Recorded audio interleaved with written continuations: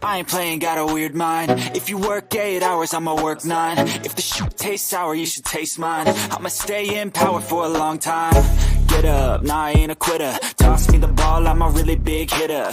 Big picture, I'm a straight killer. Rising the song to the highest bidder.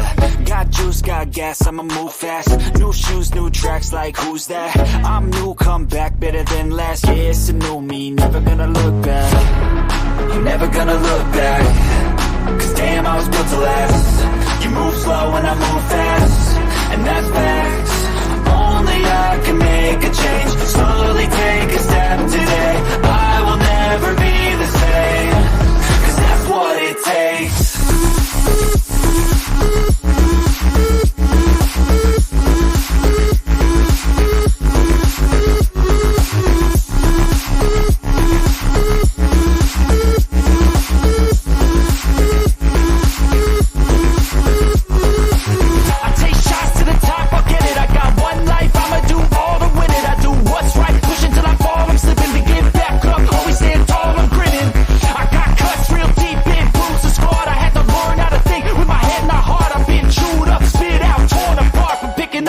Pieces is a form of art. I'm never gonna look back. Cause damn, I was built to last. You move slow and I move fast, and that's facts. Only I can make a change. Slowly take a step today. I will never be the same. Cause that's what it takes.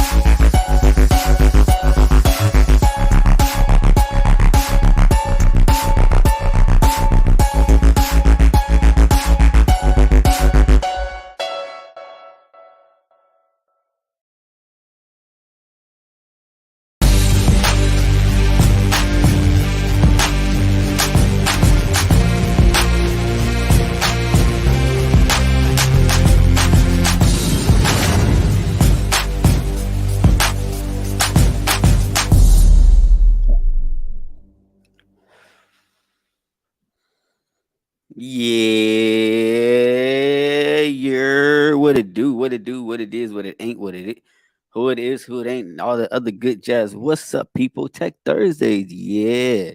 Some of y'all's favorite day, some of y'all's not so favorite day. You understand me? But y'all know for me, it is my favorite day because at the end of the day, I am a tech nerd at default. Actually, just a nerd, period.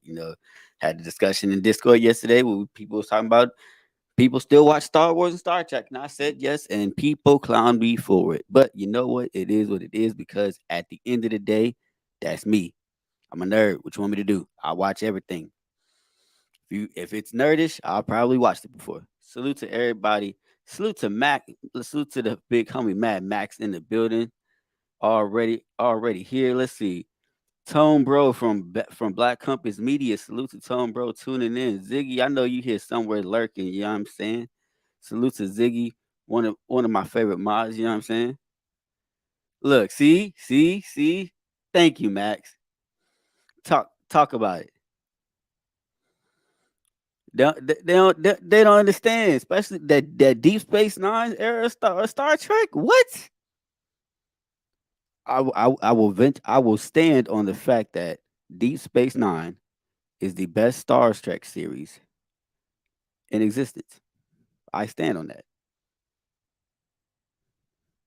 Better than even better than yep, see? Even better than when Picard was there. We're not like, come on. Brills is in the building. Salute to Brills. Brills, how you doing this morning, good brother? Let's see who else pulling up. Who else? Yep. Talk to them, Max. Max, they don't know about it. They don't know about it. They need to know about it though. My man was holding up. My man Cisco not only had the whole had the not only had to watch a whole station that he didn't really want to do, but end up having to watch a whole planet, a whole, and then had to defend against a whole nother quadrant. Nigga, what? And it was still they was still punching it. It was punching everybody out.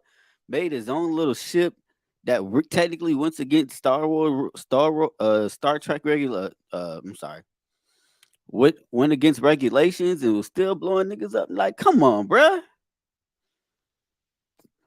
Cisco was that nigga. Especially when they made him a captain and he had the baldy. Yeah, it was on from that. He ain't getting no fucks. They were punching out what was it Q in the first episode getting into a fight. First day on the station, he's like, nah, we ain't doing this. Bow, bow, bow. One good time. Q ain't never messed with him ever since. That was the first person Q looked at him like, nah, this man different. Brills, you high at 7:15?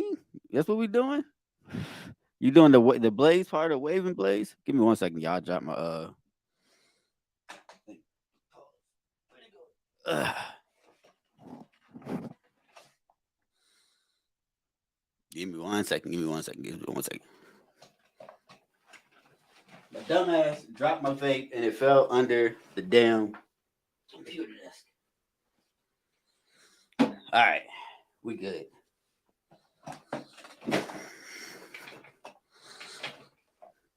My man said he been high since 6. Do you? Hey, I ain't mad at you, bros. Do your thing, cuz. All right, what am I doing now? Oh yeah, let's get rid of this. There we go. All right, we back now. But nah, as always, make sure you hit that like button. Hit that like button. Subscribe to the channel if this is your first time viewing it now or late, or on the playback, or if you just come over here every now and then and watch. You know what I'm saying? At some point, you just got to go and hit the sub. You know what I'm saying? Hit that sub button. You dig? Make sure you share the live also while you're here. That way we get more people to tune in, especially on Tech Thursdays. You know what I'm saying? Medicate and meditate. Hey, I feel you.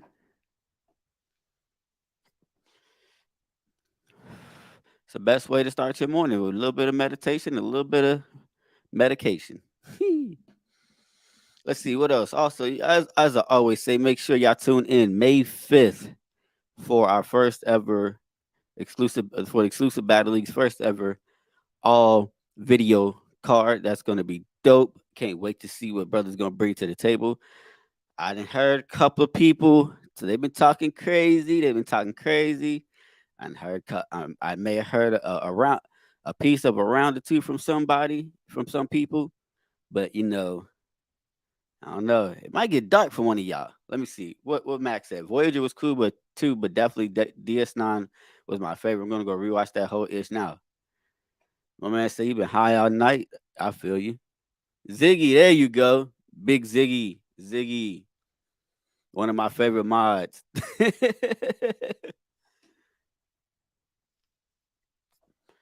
Ziggy, how you doing this morning, big dog? You good?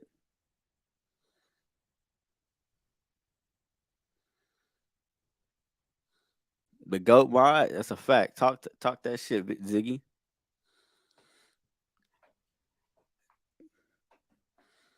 That's what's up.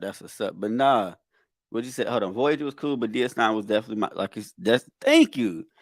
The thing about Voyager I ain't like is the whole fact of like at one they just floating in space, barely can get the ship prepared, and then when the ship about to blow up, all of a sudden they somehow magically get this whole ship fixed every damn time. Like, get the hell out of here.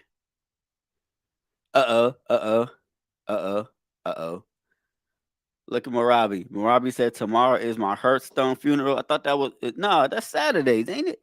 Saturdays is waving game. You got your day early, Marabi. You're a day early.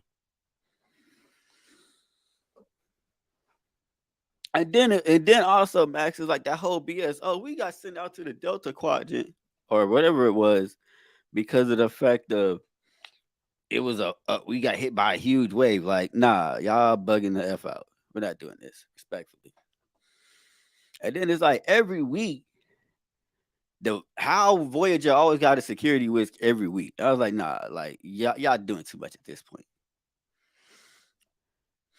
But no, like I said, May 5th, make sure y'all tune in to hear. You know what I'm saying? We're gonna wait for the chat to get a little bit get a little bit up there before we actually get into today's topics. You know what I'm saying? Let's see what else we talking to the people. Make sure everybody go ahead, share that live if you haven't already shared it. You understand me? Let's get people in here. Pause if necessary.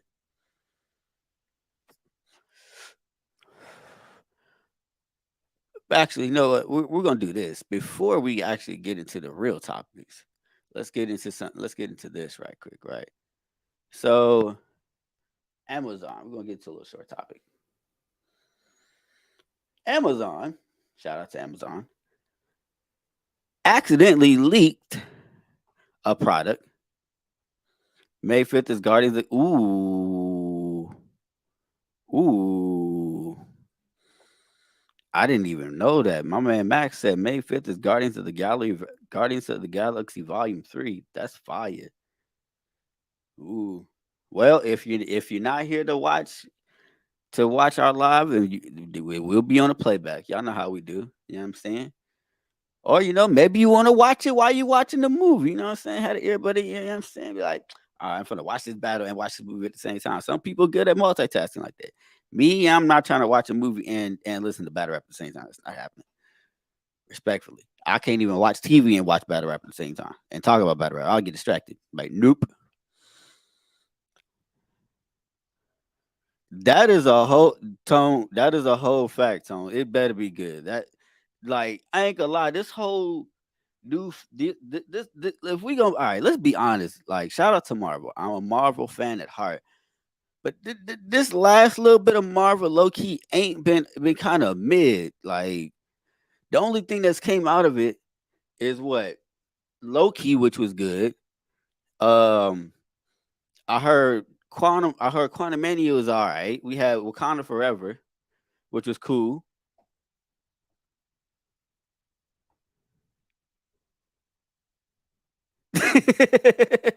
Shut up, Capo. Cause I can, and because I'm promo king. You see what I'm saying? Zig is my god. I'm promo mod. I'm promo god.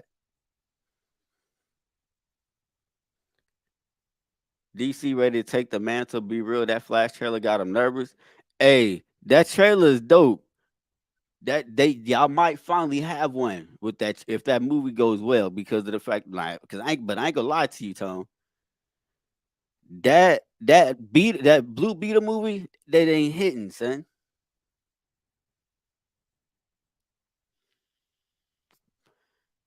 Factual. Mad Max, except for Spider-Man movies, all the movies been ass since Endgame, and I'm the biggest Marvel nerd ever. Now, let me ask you this: even though I say they've been kind of mid,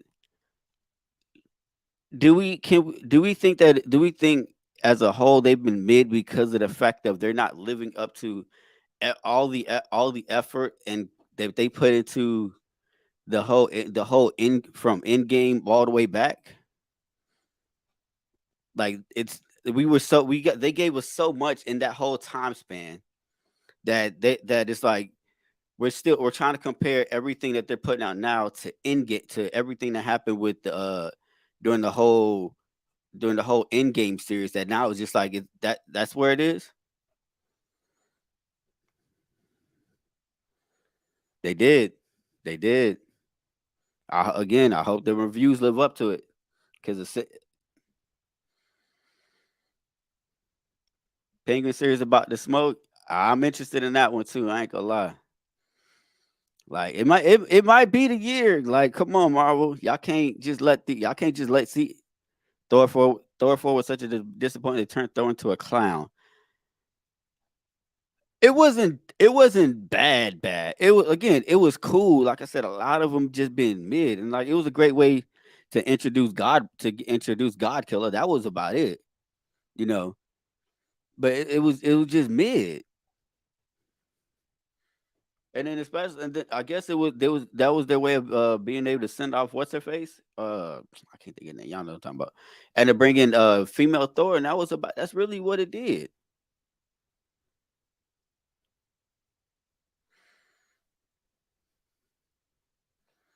Thor got the worst trilogy.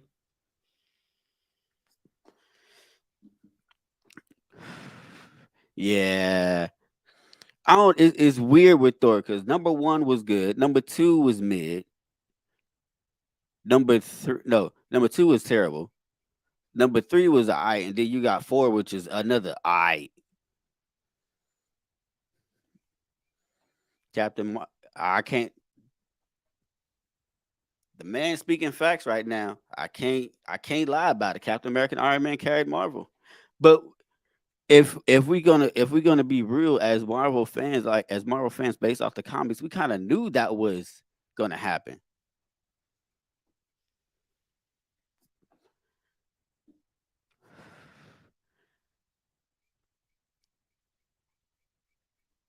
I will see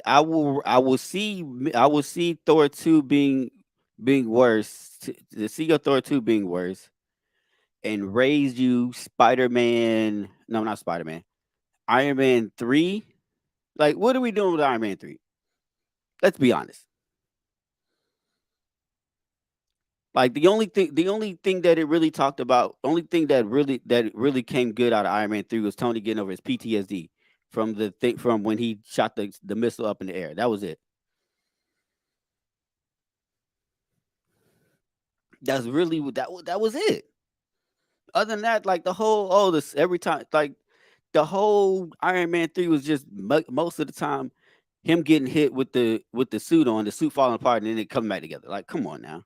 Like come on. It was a joke. And then y'all introduced the Mandalorian and then kind of find out that ain't even a real Mandalorian. Like whatever.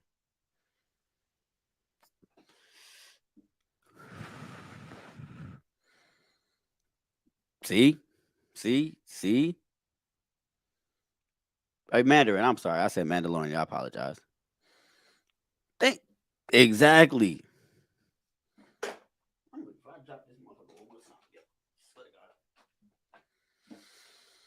All right. So back let's get into a little bit of news right quick. Until Cal get pull up and shit. Amazon accidentally leaked the the newest updates for the Beat Studio Plus that's supposed to be coming out, I think, sometime in May.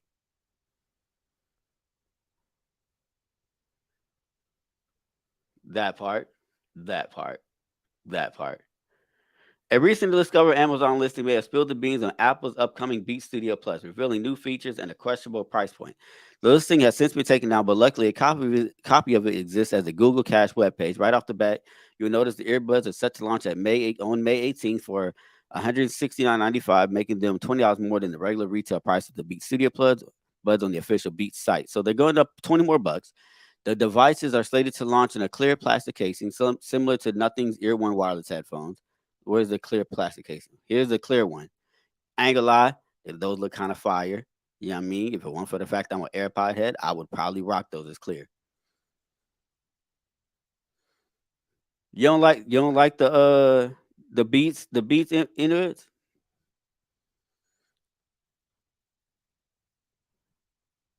Sound is not here's the thing here's my thing with the Beat Studios. If you're looking for bass, they're good for the bass. You see what I'm saying? Your highs. But as so far as like call quality, them shits is terrible. Cause I had a pair, and even even with the noise cancellation, like when I had them, I didn't like it because I'm so used to wearing AirPod Pros, and it was like I'm so used to those. So it's like when I try to use the Beats, I'm like, nah, this is way different. Now, some people might like I've seen a lot of tech reviews that sit there and said that Apple purposely made the Studio Beats less functional than the AirPod Pros, and it's like, and they sit there and it's like, oh, that's crappy of them to do it, but it's like, what if that's what they're supposed to do because of the fact that the AirPod Pros are really their brand. Beat Studios is just like they little nephew. You know what I'm saying? So it's like, of course they're gonna make them so, and then you got the beats are slated to apply for everybody, and Apple, the Apple ones are slated to just really apply for Apple haircuts.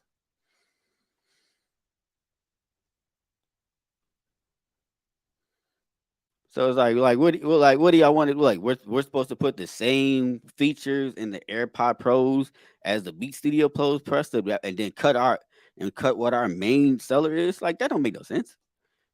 Business wise, that makes no sense. We gonna get the same thing in little cousin that the big bro do. Like, come on, or big bro that little bro do. Like, come on now. I mean, little bro as a big bro do. Come on now, we're not doing this. But this, okay, so it says design wise, the Studio Buds Plus appear to look identical to the current model. I figured, of course, they would, because Apple and Beats don't switch up designs, but every like 2.5 years. Let's see, new features. Aside from the vents, the rest of the new features will be internal. Chief among the apparently changes improved active noise canceling. Thank you. According to the listing, the Studio Buds will come equipped with microphones that are 3 times larger than the ones found on the older model. The spec sheet does not reference some kind of new powerful processor being added, although the product page doesn't really explain what it is in detail. Apparently, through a combination of the acoustic vents, the mics, and this processor, the Studio Buds Plus will have 1.6 times more active noise canceling power. So they'll be on point as the original AirPod Pros now, compared to the standard Studio Beats. Transparency mode is said to be twice as effective this time around, thanks to the same tech. That I will give them, though. With the Beats, the transparency mode on them was pretty good. I will give them that.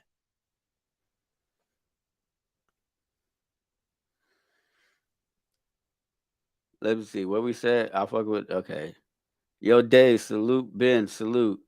You're like, you can get second gen AirPod Pros for that same price as the Beat Studio Pros at this point. Yeah.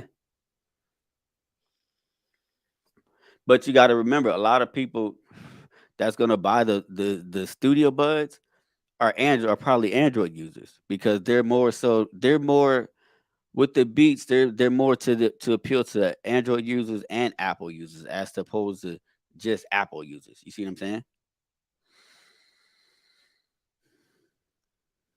Let's see.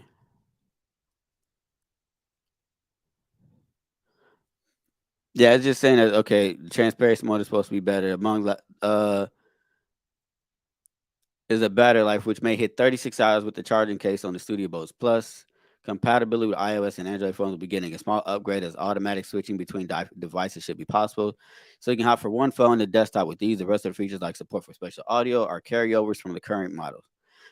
That's the other thing with the Beats Pros that I didn't like. The Beats Plus, when I had them, I didn't like the spatial audio on them. Some do, some do, which I've always thought is weird. They won't use an iPhone, but they'll use the AirPods. I've seen people with the Zig. I certainly have. Because what they'll do is there's a third. They'll there's third party apps that let you use it. That let you use the AirPod Pros and AirPods and get the same function as you do with the iPhone. It's weird, I know, but that's what they do. I'm like me. I'm not at it. I'd rather, if I'm going to use one product and I already got multiple other products, I might as well just, that way I ain't got to download a whole nother app. I'm not finna do all that. Let's see. Max said, yeah, he got 2 phones, one iPhone, one Galaxy. He uses AirPods on both. See?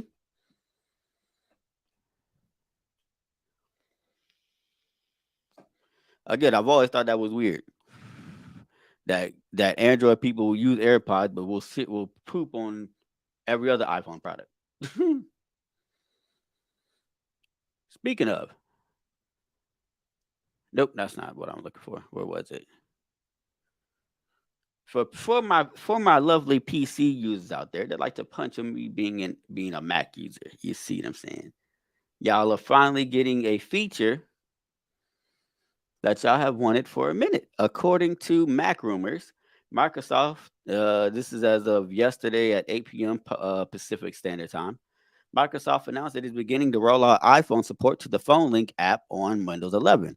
In a blog post, the company said this functionality will be available to all Windows 11 users around the world by mid-May.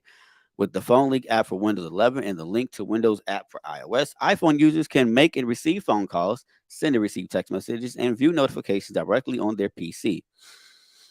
Notably, this means Windows 11 kind of supports iMessage, although there are several limitations, including a lack of support for group chats, photos, videos, and conversation history beyond the current chat session.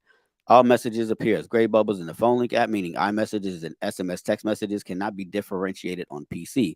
In addition, messages are only delivered to a PC while the iPhone is connected via Bluetooth. Microsoft says the iPhone must be running iOS 14 or later, and this feature is not available for the iPad or Mac. Yo, what's the word? Not the word sport yo, but the other the yo. What's the word, my dog? So yeah, you Windows people, y'all finally be able to use your iPhones and be able to get y'all notifications and make phone calls with y'all phone. But y'all gotta do it with a whole nother app and through Bluetooth. Sorry, y'all. We ain't gotta do that. All I gotta do is have this bitch on Wi-Fi. And I'm good to go. I can literally answer phone calls, do text messages, all that right here from my computer. From my Mac computer. But y'all like doing what y'all like doing. You know what I'm saying? It is what it is. Y'all want to have to have the whole effort to have to do it, have to go get another the app on one device and the app on the other device just to be able to do one thing. That's on y'all. You know what I'm saying? That's on y'all at the end of the day. Me, I ain't doing all that shit. Respectfully.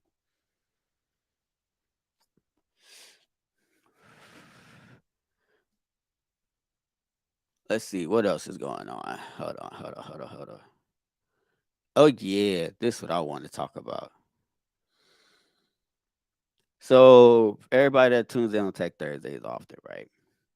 Y'all know the other day I talked about, or no, a couple of weeks ago, we talked about how Motorola slowly trying to get back in the game. They, especially with their foldables and everything else, but Samsung still kind of killing it, especially with the Z Fold and Z Flip, right?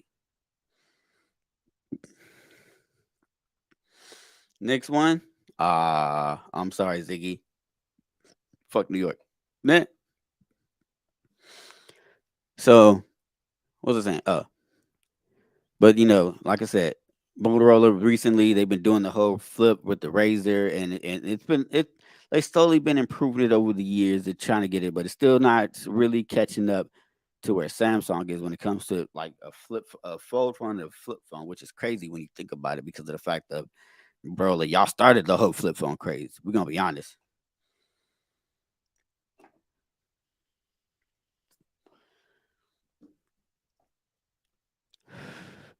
I don't know. You want to try it?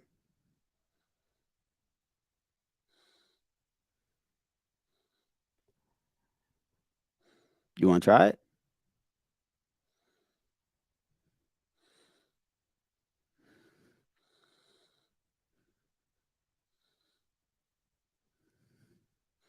Hey Ziggy, you want to see what the corner look like for 5 minutes? Oh, okay. Just double check. So anyway, according to The Verge, the new Motorola picture images of the new Motorola Razr have leaked, and it shows off that the outer display has been significantly improved to where it's pretty much all full display when it's flipped over. Hold on, let me do this. Share screen. There we go. Facts, King. Salute to King in the building. New Motorola Razr leak shows off sizable outer display. Let me go ahead and do this. We're gonna zoom in just a bit so y'all can see what we're talking about. Hey, while you playing, Max, the Motorola they've been doing a little bit better with the flip one though. They not as good, like I said, not as good as Samsung Z Flip, but they trying, they getting out there. So this is what the new leaked images are. You see what I'm saying? All right. I was just gonna get into look, see, this is why I love my tech brothers. You know what I'm saying? Shout out to VOA. I seen that I was gonna talk about that a little bit later. But yeah, I did hear about that. I seen the article on that. Matter of fact, I can pull it up if you we can pull that up next VOA if you want me to. So it says the latest leaked images of the upcoming Motorola Razr give us an even better look at the foldables large outer display interface as first spotted by 9 to 5 Google in a set of images posted to Twitter by reliable leaker Evan Blass, who has made his account private. You can see how the display extends from the phone's hinge and wraps around the device dual cameras. That's a fire look. I don't care what y'all say. That the fact that it's literally full display when it's folded, yes. The images, okay. Again, there's another image. There's a better image, right? Matter of fact, let me get this off here.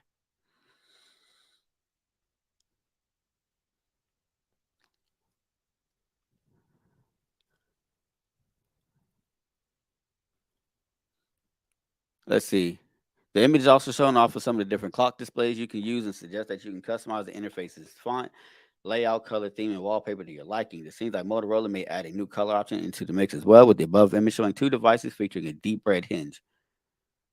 It it does. After what 3 4 years, I think they've been doing the the Motorola Razr like this. They might have finally hit the mark on it. Blast calls the picture device the Motorola Razr. Up here's where it gets into it. This is why Blast calls the picture device the Motorola Razr 40 Ultra, which tracks with rumors that the next gen Razr will come in two variations: the standard Ultra model and the Razr Lite.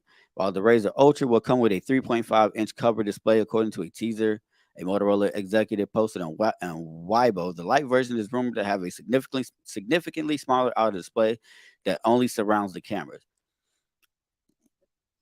I'm not mad at that. That because it's like not mad at that. That's just good. That's good marketing. You want if people because then you go and it's a good way to differentiate the two phones. If these rumors pan out, the Razr Ultra will have an even larger outer display than its folding rivals, including the 1.9-inch cover display on the Samsung Z Flip 4 and the 3.26-inch external display on the Oppo Find N2 Flip. A large outer display could add even more utility to a folding device, potentially allowing you to read more detailed notifications at a glance or type up a quick text message without unfolding the device. Let me see. I think it's gonna. I think that's what it. I think that's probably what it's gonna be. Uh, the Razr's large cover display may not have an edge over competitors for long, as Samsung is expected to upgrade its Galaxy Z Flip 5 with a large external display when it reveals the device this summer. Motorola could reveal its new Razr foldables as soon as June 1st, just 1 month before Samsung's expected take the wraps off the Galaxy Z Flip 5. More than likely, it'll be 1200 because that's pretty much where they've been for like that's pretty much where they've been putting it at every year. So and even still 1200 still is not bad if you think about it because like especially with the Ultra if it has a foldable display like that to where you don't even have to open the phone, you could damn near send a text message or like literally scroll through some of your messages or answer a quick message or even make a phone call like that where it's big enough to do it. That's a huge seller. You got to think about it. People like when it comes to phones and tech, people want something it's all about convenience. You see what I'm saying? So it's like if you're making it convenient enough to where they don't have to sit there and do a lot, and they can and the front of it functions that well, that's a huge selling point for some people. Almost for me, almost for me. Ain't gonna lie, that yeah. Ain't gonna lie, the between the Razr Flip and the Samsung Flip, to me, they slowly getting to the point where I'm like, I might have to buy an Android phone just as my side hobby. You can't get the MacBook to read the mini dock you bought for it. All right, hold on. Give me a second, Mel. Let me finish. Let me give me like 10 minutes, and I'll open up the chat, and we'll go ahead and figure out what's going on. Or you'll have to probably call me, and we'll do like a video thing to where we can see why it's not doing that.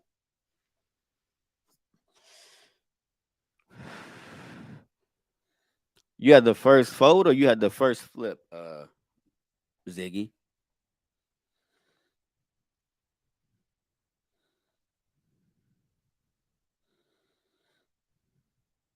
Because I will say this one thing about Samsung when that first fold was out and they realized how bad it was and how messed up it was acting up, they got that second fold out there mighty quickly. I don't know. My conspiracy theorist group, you know what I'm saying? You could argue they knew it was gonna check up, so they said, we gonna have this in a tuck ready to go just in case.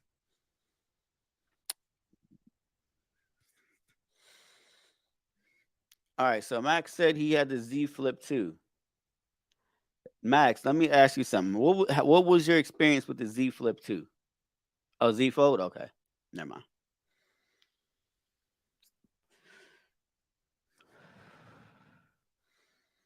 That's a whole fact. You might as well buy but you were damn near buying an iPhone at that point. Like think about it. Then you was like it was like 1800. That's the one thing I will say. At least these foldable phones, as they keep going and as the between the foldable and the flip, at least as more companies are putting them out, the price on them is starting to drop. Now we know what Apple is because Apple's apparently working on two different versions, right? We know they're gonna give them the Apple price. It's gonna be everybody's gonna cry about it being, an exorbitant amount, but Apple's gonna do it that Apple's gonna Apple it up in some way where everybody's gonna like, maybe they did it better than that. Like me personally, again, as much as I use, y'all know I use every kind of Apple product there is. I've gotten to the point where I'm not buying as many buying as many Apple products. Like I got the 13 Pro right here, right? I'm not going. I didn't upgrade to the 14, and I probably not going to upgrade to the 15, only because of the fact that I've gotten to the point where I feel like I don't need to upgrade every year.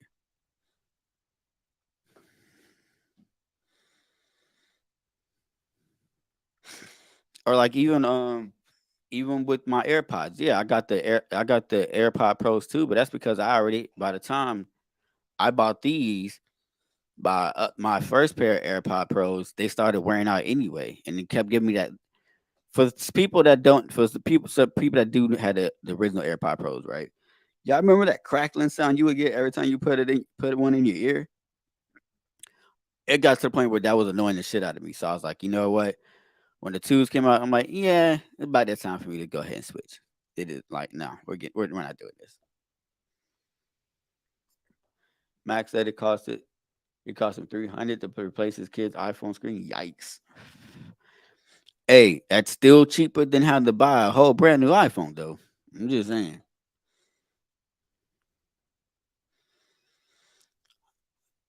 All right, so let's get into Netflix. Let's get into Netflix. Well, let's get into Netflix right quick. That's the main topic of discussion, right? Netflix. Now, see, here's the thing, Netflix. This is again I talk about this all the time about about companies not listening to consumers, right? Again, companies need to listen to their consumers and their fan base and this, that, and the third, right? So another thing, we say this all the time because what happens is when you don't, you end up losing customers, right? So I've been giving y'all this update for months now about this whole Netflix getting rid of account sharing, right? Where you can't sit there and like say if I got Netflix, I can't give Ziggy my account for him to watch Netflix on it. Like they're trying to get rid of that, right? So Netflix has been trying a bunch of different ways to crack down on it to the point where I think one of the ways they recently said that they were going to do is where you have to pay an extra amount of money and another like 2.99, 3.99. I don't know the exact numbers, right? To be able to share with another location, right? And you add that person onto your account, right? All right, cool.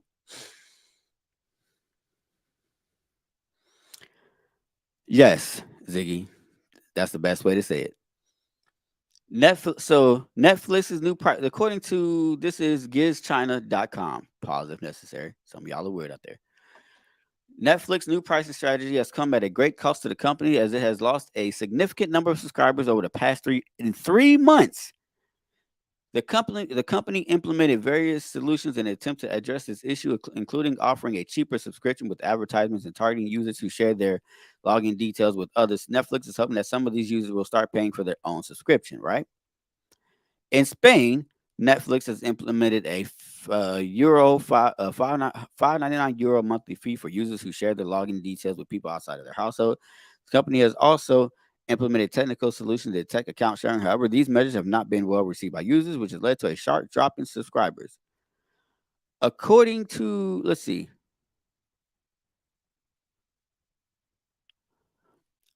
where is it? In Spain, okay. Dominic Sunabo, the director of the consumer division at Kantar, has stated that the cause of the drop in subscribers is due to the company's new policy on account sharing. The Research Institute has revealed that 2/3 of the 1 million Spanish users who left Netflix were using someone else's password. 2/3. This has had a significant impact on the company's revenue as these users were not paying for their own subscriptions. Netflix has attempted to reassure itself by saying that this drop in subscribers is temporary, that the company is focused on converting these users into paying subscribers. The company has shifted its strategy from focus on increasing the number of users to increasing profitability, even if it means losing some subscribers. 702, salute. What you said? Netflix 702 said Netflix finna go like Blockbuster. They keep playing. They on that road. They really on that road. Art said, salute to Art. Art said I was definitely using my mama Netflix SMH. Man, I said I support my bank account. That's fire. That's a fire rebuttal. And that again, Netflix. This is where you're one of those companies, okay, where y'all fucking up. Respectfully. Y'all more worry about profitability than increasing the number of users. Like, come on. Okay, I understand y'all a company. Y'all want to be able to remain a profit. But when you're being that stringent, if you're going to be, when you're being that stringent and you just think that people just are automatically supposed to accept what you're trying to do. No, that's where all the backlashes y'all going to get. And it's also going to get to the point where even the people that are subscribed, that's not sharing, they're going to be like, well, what they're going to get to the point where they're irritated with you. All y'all had to do is keep doing what y'all been doing lately and putting out doper content on there. Because lately, I ain't gonna lie, y'all been killing it with the content. Y'all should just kept it like that. That's it.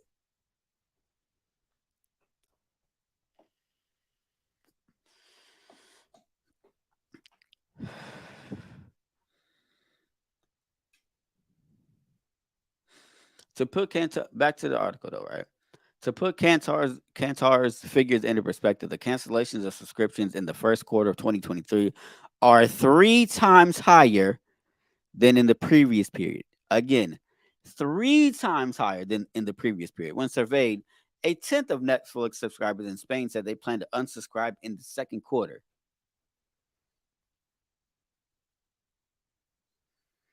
Art said Netflix ain't going nowhere unless shows like Stranger Things and other major shows end up failing. Then those shows will just shop with other streaming services.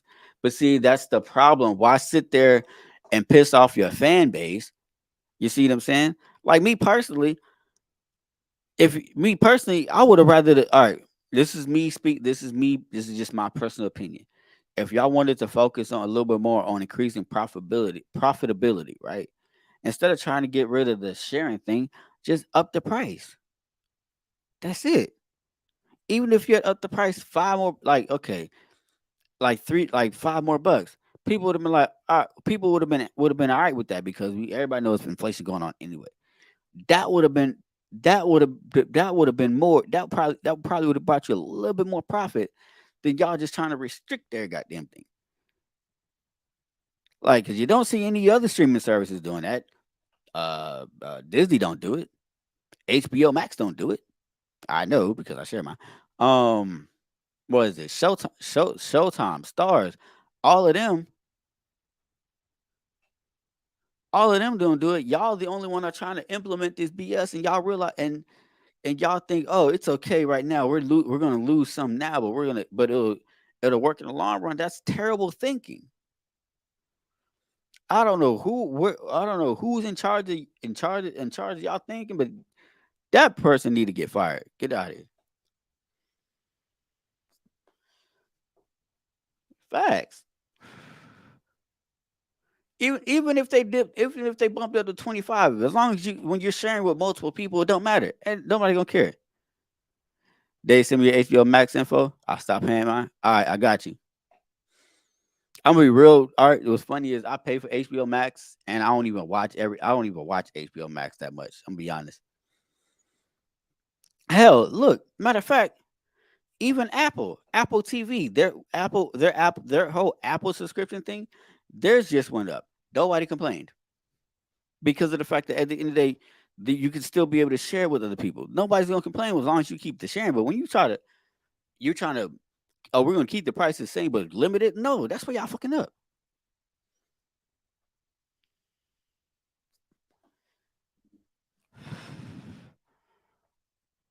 You know what's funny? Art, I think I do have Stars, and I've never watched anything on Stars. Like the only people that watch stuff on Stars is wifey and mama. That's it. Like there's a lot of app subscriptions I have that I'm not gonna lie to you, I legitly don't use all of them. I'm just paying, just giving niggas money for nothing. Like even the URL app. A lot of times I don't even watch everything. I don't even watch all the battles. Sometimes I just sit there and I'm just paying like, all right, I'll just watch it whenever. I think that's what my issue is because of the fact that I know as long as I'm paying for it, it's just gonna be there anyway. I could just watch the shit whenever. You see what I'm saying? Plus, I don't have time to watch it because between work, kid, family, and then having to be up here with y'all crazy MFers every day, I ain't got time to watch everything. Respectfully, I love y'all though.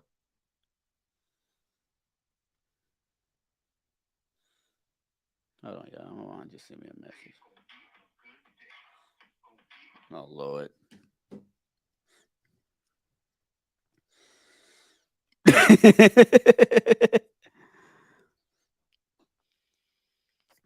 It be like that. Just like the reason why I pay for YouTube, even your YouTube Premium, even though I don't listen to YouTube music, is because of the fact that I don't like to watch free ads. I don't like to watch ads. I got spoiled because what happened is T-Mobile Tuesday they offered a deal where I could get was it YouTube Premium for like I think it was like 6 months to a year or something like that. I'm like, shit, all right, cool. Then once it expired, I'm like, shit, I ain't paying for this shit no. Shit, I ain't watching the ads no more. F this noise. All right, let's see. Did it have anything else they wanted to add it? No, that was really it. All right, so let me shift towards what VOA was talking about because I seen he had put it in the chat. I had seen it on my news feed. I just didn't put it on here. So let's get to it right quick. I did say we are gonna go to that. Salute to the big to my bald brother EJ always from Wave Gang Radio. Salute EJ. All right, so like 702 had just not 702. I'm sorry, it was VOA if I'm not mistaken. Let me roll back up. VOA said earlier. Microsoft getting blocked from buying Activision and Blizzard in the UK. That's where we're going next. Right. So the UK blocks Microsoft's 69 billion Activision deal over cloud gaming concerns. Talk about it.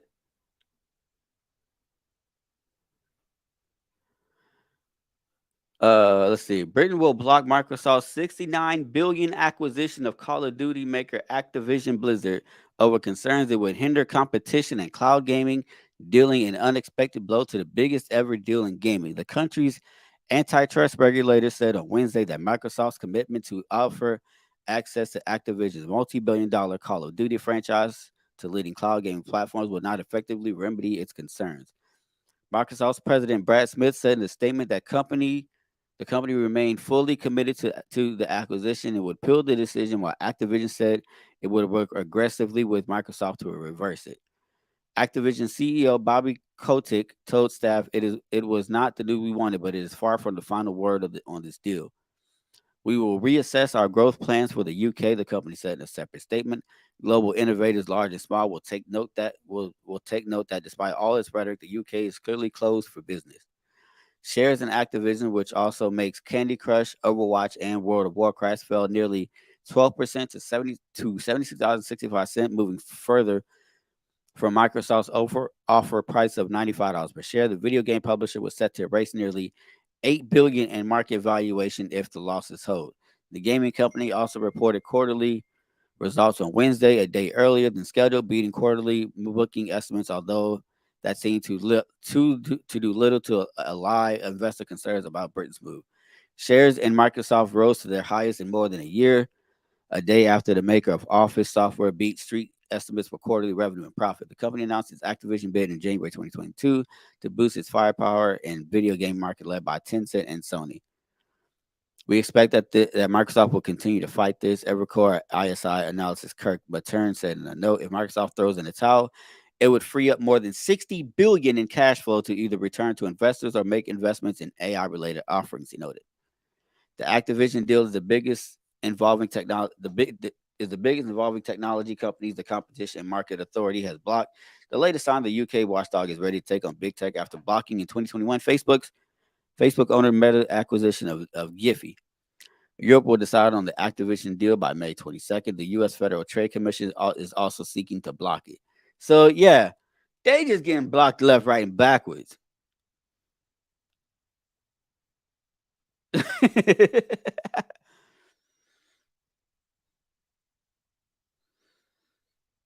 Let's see. I'm glad they blocked it because Microsoft would probably make all those games Xbox exclusive. And you know what? You can, if they did, you couldn't be mad at them because that if they once they buy it, it's up to them what they do with it. You know what I'm saying? I've seen people saying Sony needs to make its own Call of Duty like game. I'm not a COD fan, but I do know it's a top 5 money making game every year on PlayStation. It is true. I don't, but see, when's the last time Sony made a game though? Like an actual game. It would be weird for like I can't even think about a game that's specifically made by Sony. You dig?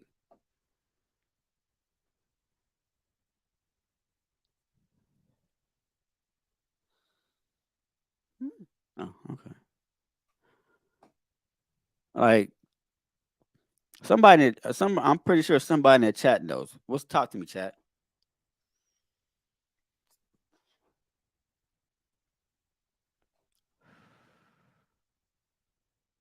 First party studio, Sony first party studios make games all the time. Hold on.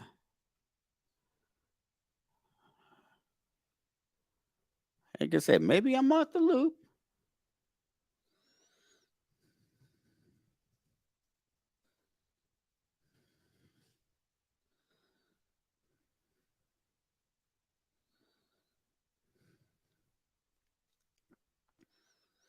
Ghost of Tsushima. Okay, what else? Any other games? Matter of fact, let's go here. What game studios did Sony buy?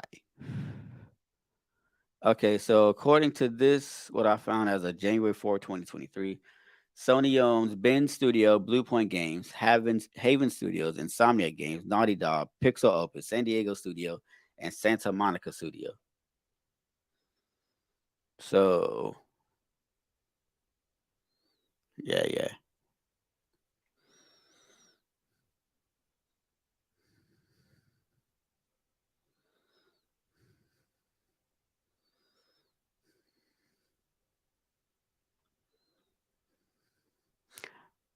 No, bros. You missed what the context of the question was because I was saying because of the fact that VOA was saying Sony needs to make its own Call of Duty game, and I wasn't sure what I couldn't remember what game Sony made. That's what it was. And Microsoft, let's see, That is kind of crazy. Microsoft is a software company, and they don't. Hmm. But Xbox but Microsoft has exclusives, right? Xbox. Let's see. Xbox. Every Microsoft owned first party studio and what they're working on. They own 343 Studio Industries, Alpha Dog Games, Arcane Studios, Bethesda, Bethesda, Bethesda Game Studios, Bethesda Softworks, Compulsion Games, Double Fine Products, Double Fine Productions, and ID Software.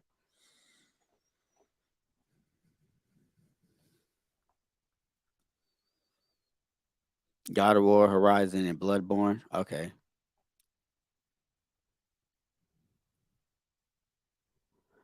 that's the thing. I don't like.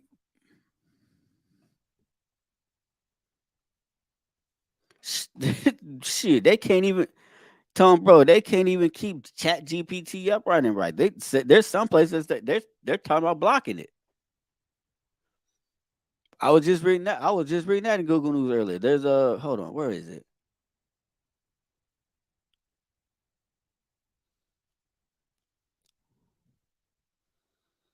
One of these companies was talking about blocking it. Hold on, where is it? Where is it? Where is it? Where is it? Where is it? Where is it? Where is it?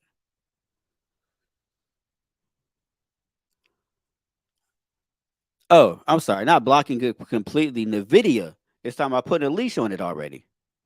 Salute, Nicole. Let's see. Let's see. Hold on. Yes, there's that, but they trash compared to Sony exclusive. Eh, I think that's up for that's preference at the end of the day. Let's see, they just own it. For instance, Microsoft bought Call of Duty, but they don't have a hand in development. Okay, they just own it. Microsoft bought Bethesda and Arcane and not getting a Ghostwire Tokyo 2 or Deathloop 2 on PS5 as well, but Sony got way too many top tier games to compete. But they're gonna launch Copilot and mad people gonna get fired. I was just looking at that too. Let's see it. According to this article, ChatGPT hasn't been around for long, and Nvidia already wants to put a leash on it. ChatGPT testing phases pretty quickly revealed that the OpenAI chatbot and others like it go off the rails or hallucinate with enough poking in product.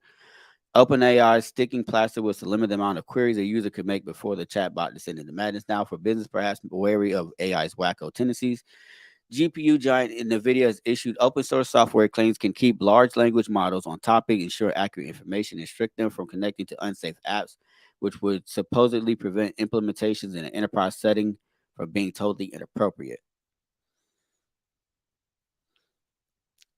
Matter of fact, let's see. Virtually every software development can use Nemo guardrails. No need to be a machine learning expert or data scientist. They can create new rules quickly with a new line of code. These rules intercept questions before the chatbot can come up with any old nonsense and can even force the AI to respond with "I don't know" instead of presenting something convincing but ultimately false. Though the software is available on GitHub, NVIDIA will also offer it as a supported package via the NVIDIA AI Enterprise Platform and NVIDIA AI Foundation Cloud Services. The company will continue to develop and improve Nemo guardrails, which it said is the product of several years of research as AI evolves.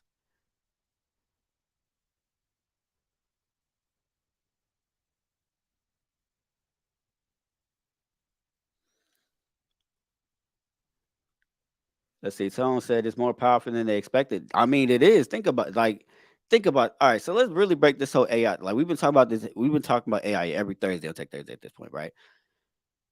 So the whole AI marketplace really has really jumped from here to there in no time. It's crazy how it's lifted off like that. Like even there's channels on YouTube that talk about how you can run a whole YouTube channel just using AI software at this point.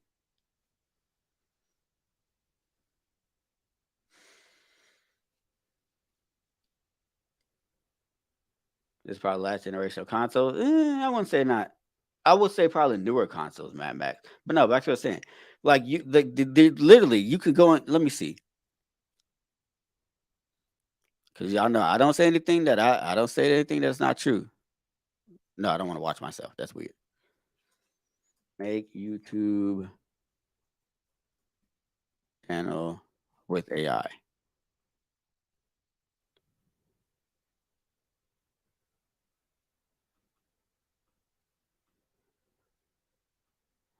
You can find a bunch of videos on this shit. Look at this. Make a YouTube channel using only AI. Earn 500 a day with the AI generated YouTube channel. How I Made a Faceless YouTube channel using free AI tools only. Make 6. Like there's a bunch of channels on here that just they literally that's what they're doing. They're telling you what to be how to be able to do it.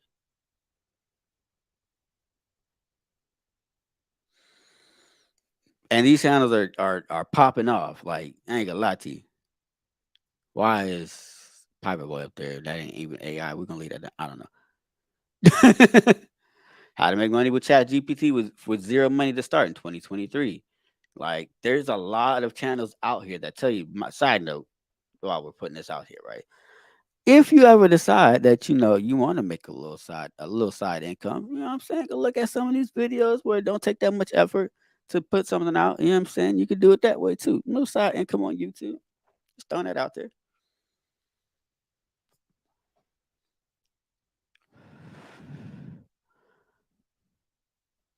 Let me see. Let me get back. Let me scroll back to the chat. Okay. Look up how small console gaming really is in the big picture of gaming. Mobile gaming is more than half of it. And I think in the next 20 or 30 years, consoles might be out of here.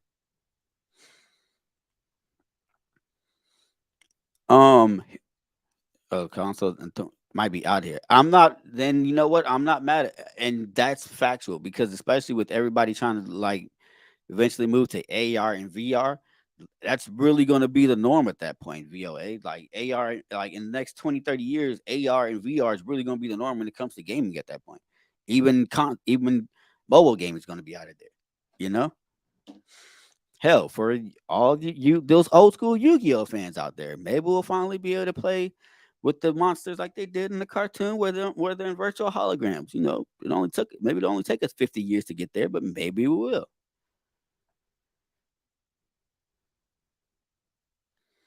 DME was AI raps yesterday. It was hilarious. I'm crying. Facts. Show some love. Make sure I hit the like button. You gonna make me add you, or you gonna add yourself? Oh, okay. All right. What's good? What's good? Salute, brother. Salute, brother. Good morning. Better late than never. Never late is better. But here we are, man. We got everybody here. We got VOA, Augustine, Ziggy, Tone, bro, Nicole, Mad Max. DNA exclusive. DNA Tooth just pulled up. Shout out DNA Tooth, man. DNA Tooth is the Chat GPT. Don't let it fool y'all. Don't let it fool y'all. Salute, Tooth. Shit. I knew ever since I put up that video, every now and then he's gonna try to come up here and just talk shit about how many people is watching. It is what it is. I ain't even mad at it. Go ahead and get your punches off, Tooth. Go ahead and get your punches off. I appreciate you tuning in. You dig? But now, what's good with you? What's good with you, Cal? So what we doing with the whole? I know we talk about AI every freaking Thursday on here at this point. Mm-hmm. But it's hard not to talk about it because of the fact that every time you turn around, there's something new going on with AI at this point. Yeah, that is fair. I mean, I'm more so in the watching to see what happens type thing, especially because it's like sometimes our goals or whatever can outpace our capability to actually control how it goes. So it's kind of terrifying in in a fundamental perspective, because we have all these things, but I don't think a lot of these people who are in the tech field, the people who are pioneers of this stuff, you are creating stuff that is going to undercut your constituents in like a year and a half, 2 years, depending on how quickly y'all essentially work out all the kinks and everything else like that. That is terrifying. You were just talking about the whole being able to run a whole podcast, like simulate a whole podcast through them. It's like, okay. Shout out to Joe Budden. He said a couple of weeks ago he enjoyed watching other up and coming podcasters fail from the standpoint of seeing some of his contemporaries get into it, not be as invested, things like that. But it's like, what happens if you do some shit like in the fucking X-Men joint where you create a sentinel that creates other sentinels? You don't need humans anymore. It's going to be a self-running thing. Every few months they just pump out something new. That pumps out something new and it doubles up, triples up. That it's like, hey man, if y'all want to run the shit into the ground, go ahead. Mm-hmm. Go ahead, because we can't stop you. So, all right. So, are you subscribed to the whole theory, like what Tom Bro said earlier, that eventually it's going to be a lot of people losing their jobs because of AI, or do you think that some jobs are just going to have to adapt to be that some employees are going to have to adapt using AI at that point? I think yes, and I think there are certain things that like a machine simply cannot do at this current point in time. But in light of that, there will be a lot of essentially staff cuts, period. And then the people who are going to be the engineers who are on call have to fix these things, their salary is going to just jump up quickly, very, very freaking quickly. So at that point, if you don't have at least like a master's, you may just be shit out of luck. You may just, hey man, we might have to see. We might have to see. Hell, I've seen something online where they're offering using AI as part of as classes now online. That's fair. Like I think it's going to get to that where you like you said, we're going to have either engineer or just having basic knowledge of how to use certain AIs to be able to do certain things in order to sustain a job or to get certain jobs. You know, like my thing is this: I don't mind the whole AI thing if you're using it for a specific tool to be more to increase production. Like I think that's really what it is. That's you know, it's productivity at the end of the day. Like you know, being able to take a video and chop and use the AI to chop it up for you to where you don't have to take 2 or 3 hours just to chop up a whole video. You to get one video off of one. You see what I'm saying? Like if you're doing that, or if you got a YouTube channel and you want to come up with a script for it because you can't think of what to actually to say on the topic, you know, using it for that, I can understand. Yeah, that's fair. The nerve-wracking thing to me is a little bit of what we watched, I think probably like 2 weeks ago, where it was almost like that game show to where the AI had to adapt to be like one of the humans. That and the whole Snapchat thing, the My AI thing that everybody's been playing with. Wouldn't touch that with a 10-foot pole. You know, they've been getting negative reviews on that? Yeah. I've seen the screenshots. Yeah, because people are trying to like, as we do with technology, people want to see who can break it the worst. Of course. You put something out, we're gonna see how we can break it. I'm a guy who loves modding my video games. That's what I do. Bethesda, since y'all don't want to give us some shit, I'm gonna make my own shit. So, hey man, we'll see. Look, prime example, GTA 5. Y'all won't give us GTA 6 yet, so everybody making their own mods to it. Literally, and bro, when I say I'm in a server for everything, I'm in a GTA 5 roleplay server. I don't even play it. I just like to go in there and watch the memes and see niggas argue about fake street politics in a video game. That shit funny to me. I enjoy that. Wait. So are they taking it so serious to where it's like it's games? It's like SAO type shit. Like they're going that deep into it. Pause if necessary. Like Sword Art Online. Yeah. Oh wow. These brothers really like, man. It's really us. We the bounty hunters. You don't come past Grove Street with us. We'll fucking kill you. People shooting somebody down, taking a photo in the game and putting it in the Discord server. Like, yeah, we just caught your man slacking. Like, what is this? What is this? Keep going though. Shit cringy, but keep going. That all reminds me. If you go back to it was years ago.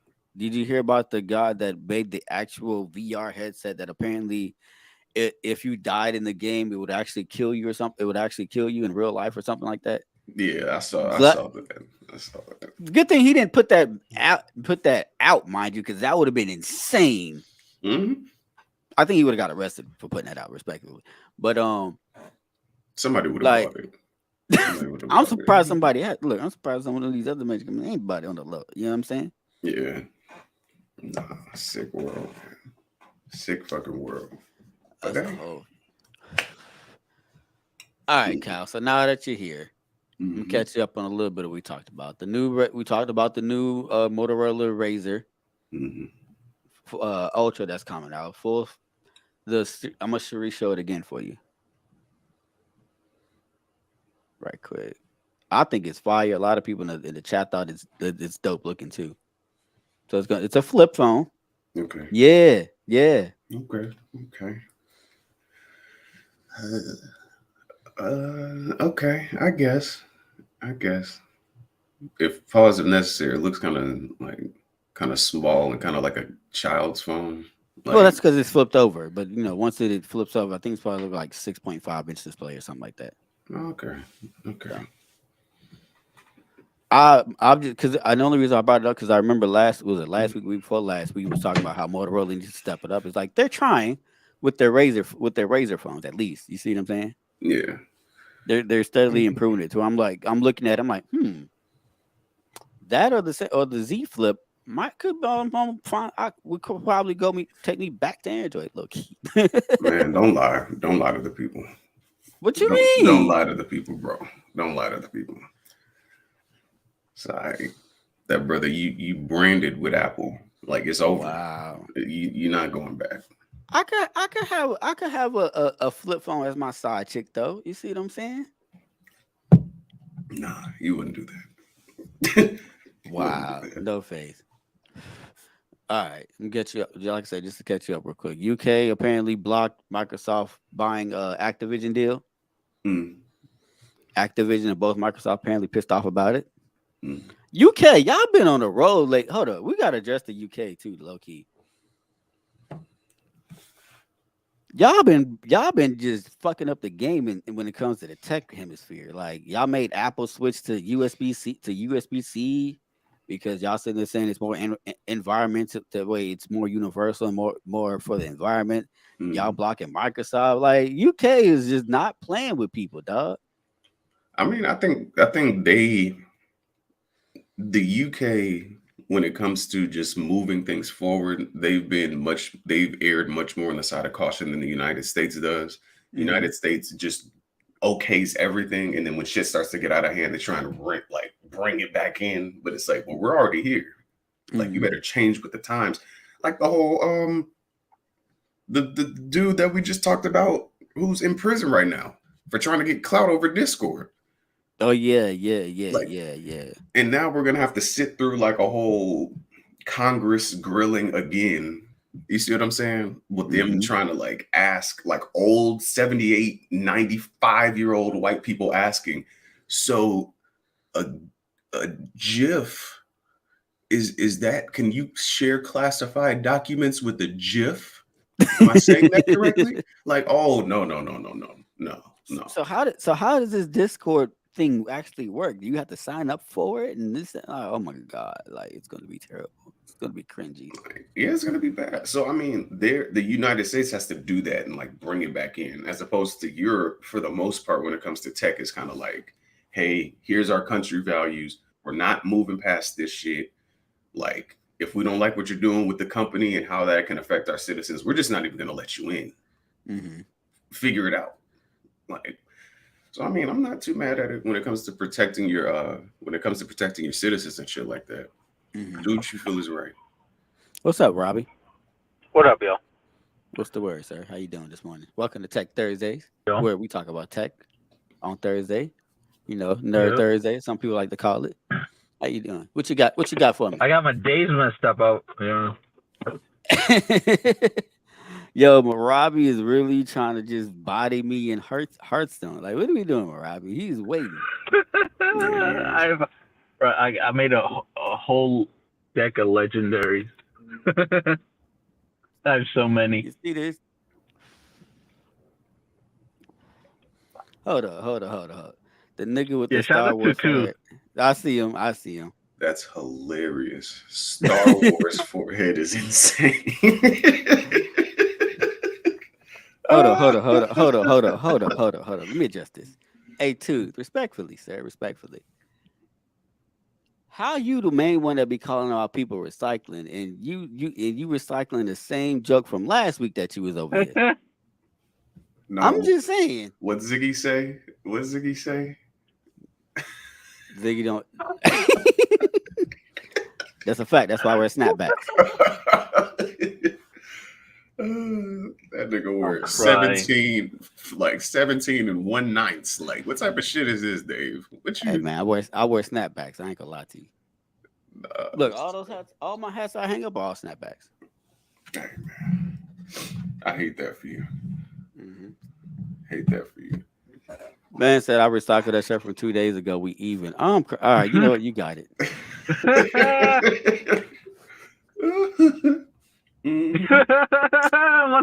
at the other comment.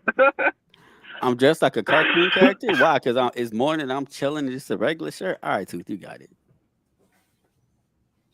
King said Tooth must not have no one to bootleg. I'm crying. No, shout out to, again. Shout out. Well, watch. Who's gonna bootleg this? He probably get way more views than you. That's fair. All right, let's do this. I want to do this. I want to do this because this is tech. This has to do with the virtual world. Besides internet, right? Mm-hmm. Have y'all heard of the incel community? Of course. Of course. Okay. You know they're in the news, right? Of something that just happened, right? No, I did. I missed it. What happened? Chaos ensued. The shout out to Kotaku, right? Title of the article goes: Chaos ensues after the LeBron James of incels gets laid. LeBron James of incels. That's disgusting. Go ahead. First of all, that's disrespectful to LeBron. Now, former incel Commissar was virtually tarred and feathered for his life-changing event. We're only 4 months into the calendar year in the incel community, an insular corner of the internet composed of dudes who lack romantic relationship, despite trying, has lost one of their strongest soldiers because, well, he's finally done the deed. On Monday, Twitter user Commissars, who is self-described as the LeBron James of not having sex, broke the news of his recent life event to his followers like a fatigued war general of old, delivering a disheartening development to his troops, saying, I feel a lot of mixed feelings about leaving the incel community. While it feels good to no longer be incel, I'm going to miss all the friends and connections I've made. To all of you who have supported me over the years, thank you. I started a new chapter in my life, albeit late. In response to this, there has been apparently a civil war in the incel community where you have some people that's in the incel community have supported them. Like, yo, congratulations, good job, happy for you, this, that, and the third, da. And on the other hand, you got the extremists. They're like, F you, you're an asshole. You never supported us anyway. All this other stuff, right? Incel civil war. Commissar's ex-community of involuntary celibates did not take his press release stylized tweet well, probably in part because he has long served as a moderator for the incel.is web forum. I didn't even know they had a web forum for this. Okay, this is all new information, which has over 20,000 people registered, has 20,000 registered users. So you telling me there's a forum with 20,000 registered niggas that can't get laid? That's what we're doing? Yeah, you have a bunch of people who watch Andrew Tate. Fair point.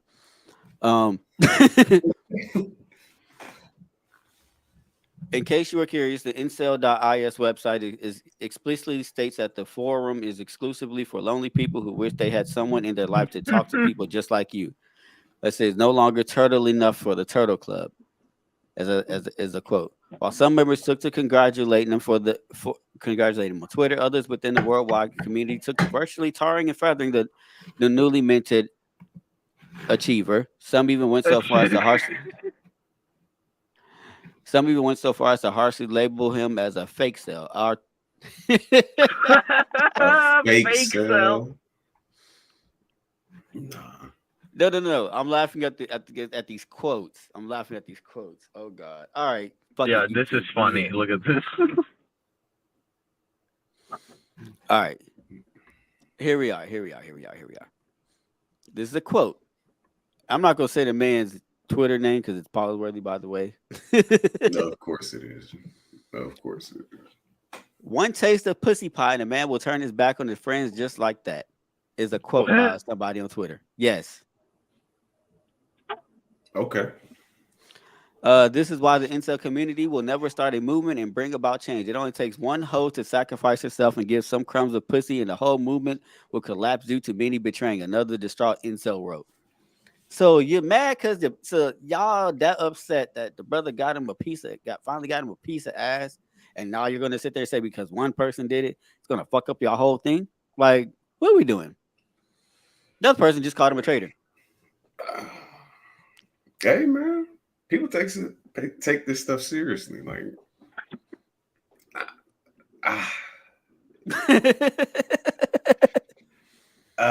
yeah, it's kind of nasty, bro.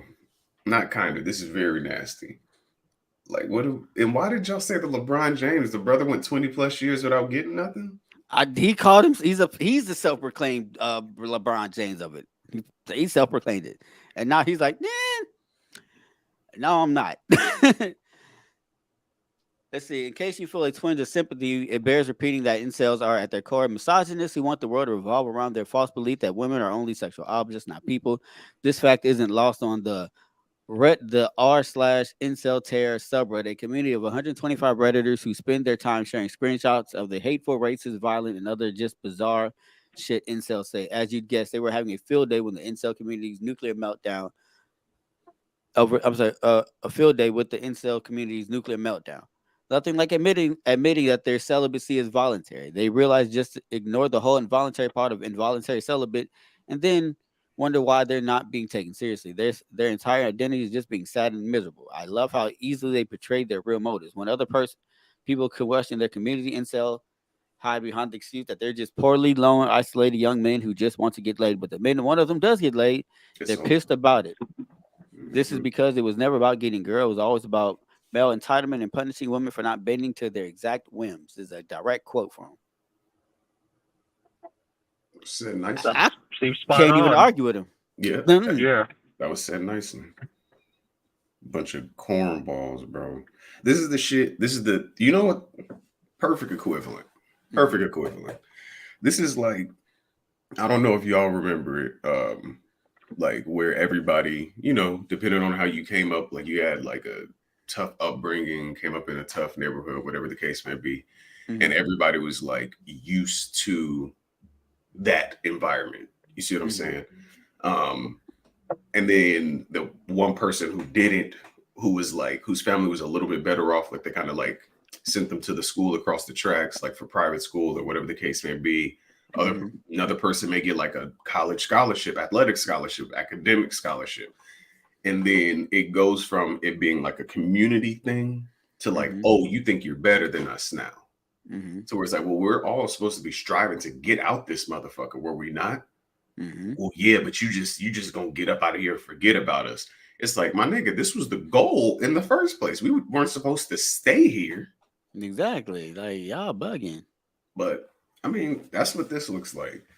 Like, one nigga got a football scholarship to Stanford. Now everybody else who was in the remedial reading class is punching on the nigga. Like, this nigga think he better because he can read.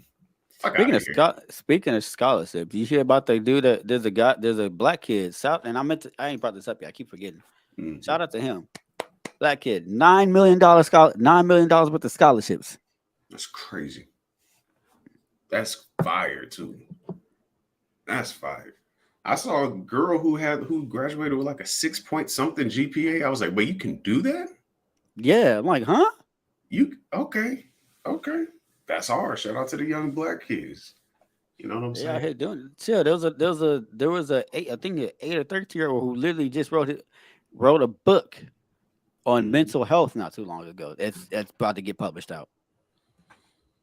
That's fine. Like, I don't know what's going on with this new generation, but they doing it big out here. I can't even be mad at them. Like, despite how some of the majority of how they're looked at in the negative based off of like social media, especially TikTok and everything else, they are still the ones that's out there that's doing their thing like they supposed to. Like I said, you know what I'm saying? That's a fact. I'm not mad at it. Did I say that up here to where like a while ago there was a younger black dude who like essentially found a alternative to gasoline, and he put it up on TikTok, and everybody was worried about him because they're like, hey, they've disappeared people for less. Like, we need to protect this person at all costs. Like stuff like that. What was the other one? I just saw a young lady who developed like a cure for cancer, young Black woman. And people were saying the same thing for her, like, hey, we need to protect her at all costs. They disappear people for less. And sure enough, it was like, I forget the brother's name. What is his name? What is it? Ricky Smiley came and brought her up on the show. They introduced like a fund for her. A bunch of other Black notable people came in, and the community just kind of like insulated her, protected her. This is dope. Like, really appreciate it. I know our algorithm and like TikTok and stuff like that is different from China's because the shit that they push, the viral videos that they want over there is like intelligent shit going on because they want the kids to see it and be like, oh, this is how I get popping. I have to create something. I have to engineer something. I have to facilitate this. I have to, as opposed to like catching a bunch of drunk people walking home from the club like, hey, tits or ass. Like, that's your content? Okay. Cool. Which also goes back to the debate I always have with people. Is government controlling social media a bad thing sometimes, though? That's a rough question. Overall, yes. Because you can horrendously misuse it. Okay. Yeah. And I don't think we should base our, like, what to do from Chinese dictatorship. That's fair. But I'm saying, I'm saying, you don't have to. But you could take some aspects of what they're doing. I'm saying you got to use. I think just the education system over here, when it comes to STEM, is really poor. That's something I noticed when I moved here. Is everybody's kind of like learning stuff that we learned in like 5th, 4th grade, and they're still in high school. And I noticed in high school, all 4 years, you pretty much learn the same thing. So like, it's kind of useless. It's like buying an Apple product. It's just minimal upgrades year over year. Yeah, like I think kids can handle complex algebra and like physics and chemistry if you introduce them to it right. Yeah. But see, even with that, like, even with that. With what you said, right? Yeah, if the teachers, if you introduce them with the teachers, but also falls back with the parents being able to back up the teachers what they're they're doing. And if the parents don't understand advanced algebra and calculus and stuff like that, the kid's not going to be able to know what the hell is going on with it. Yeah, that's true. They can only learn. They can only learn so much from what the teacher's telling them. Yeah, that's true. And I'm see, you have to start somewhere. Are you asking me, Ms. Vicious, or? No, that was the joke in response to your TikTok thing when you said ass and tits.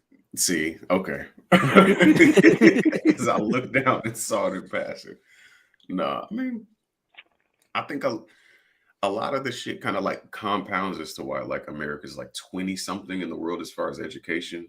And some of that does come out to how we are like teaching kids or empowering kids to use the technology that they have at the ages that they get it.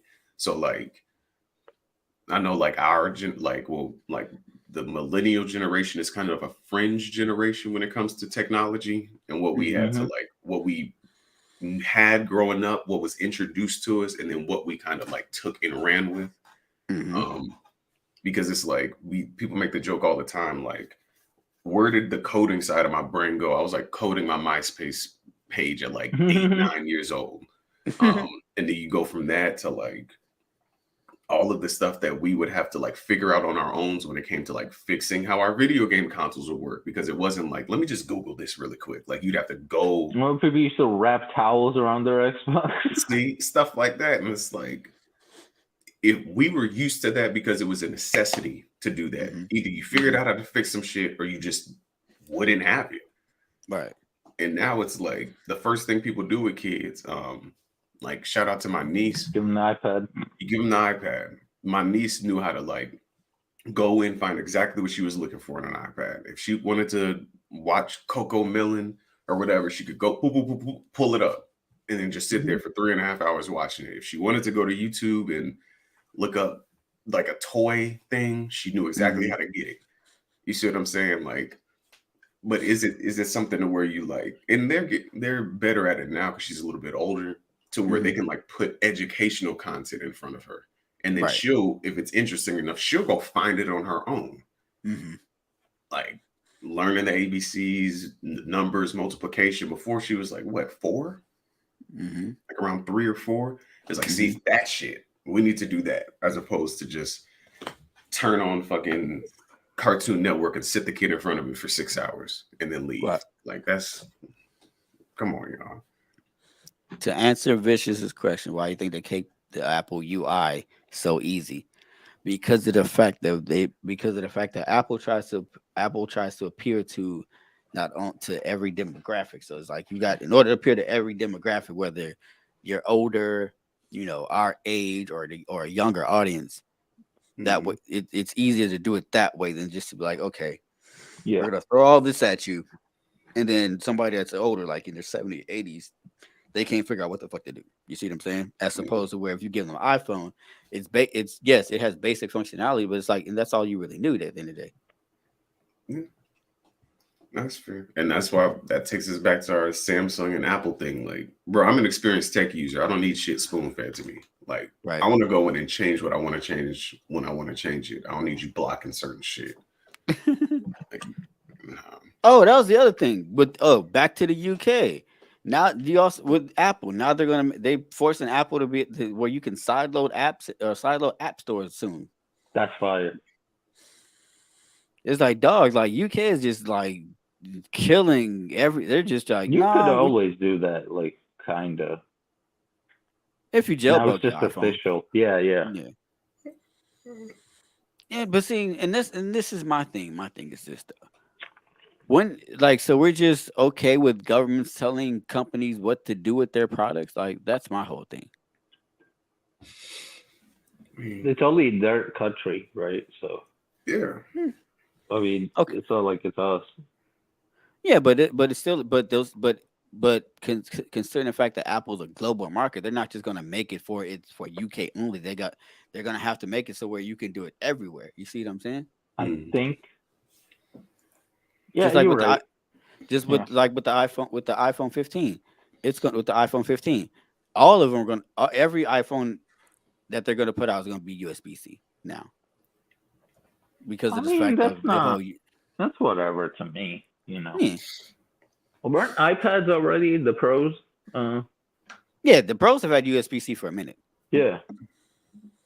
And I feel like they were heading that way anyway. That's why they did it, because they probably were planning on that anyway.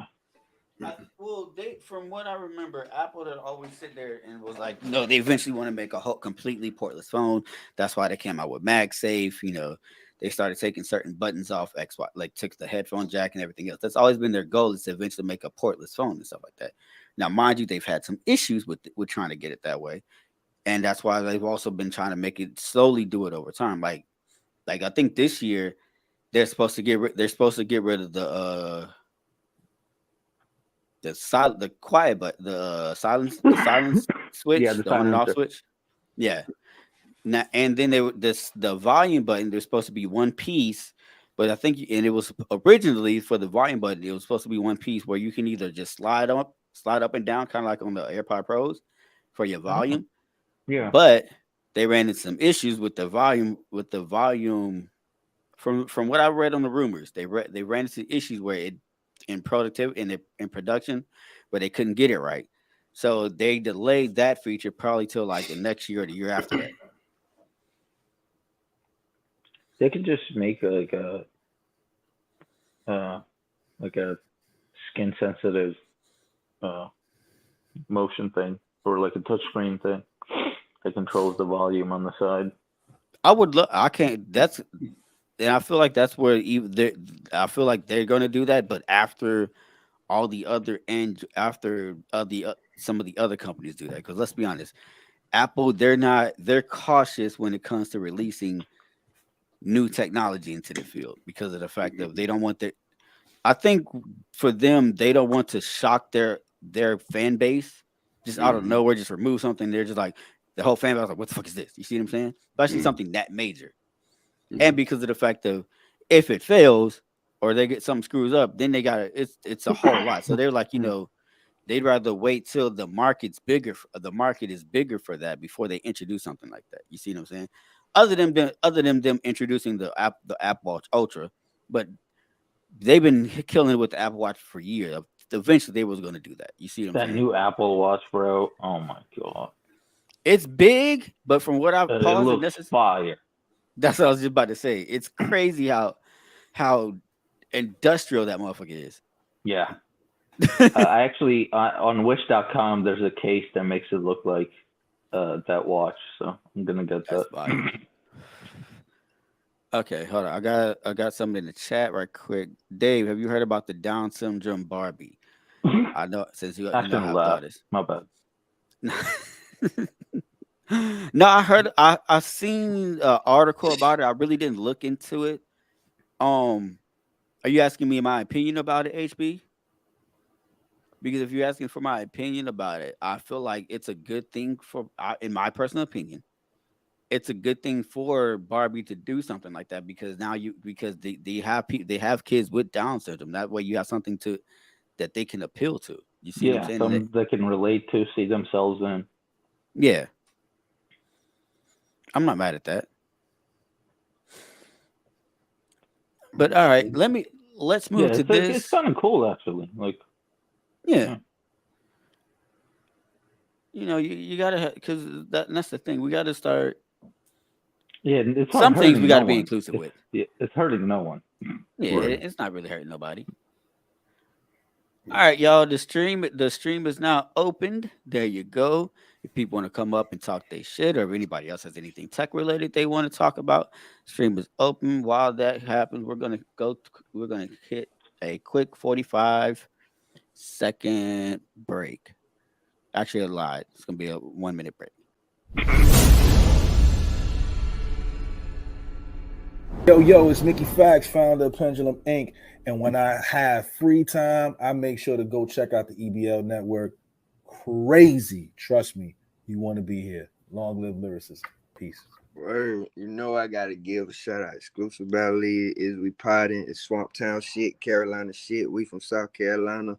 Checking in and checking out, man. I fuck with y'all boys heavy, man. I just want to say thank you to you guys.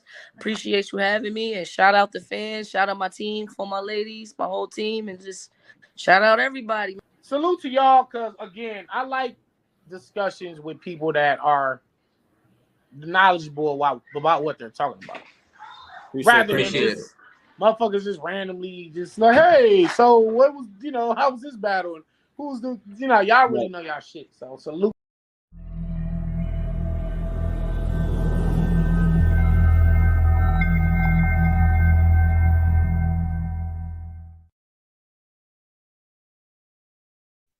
All right, people, we're back.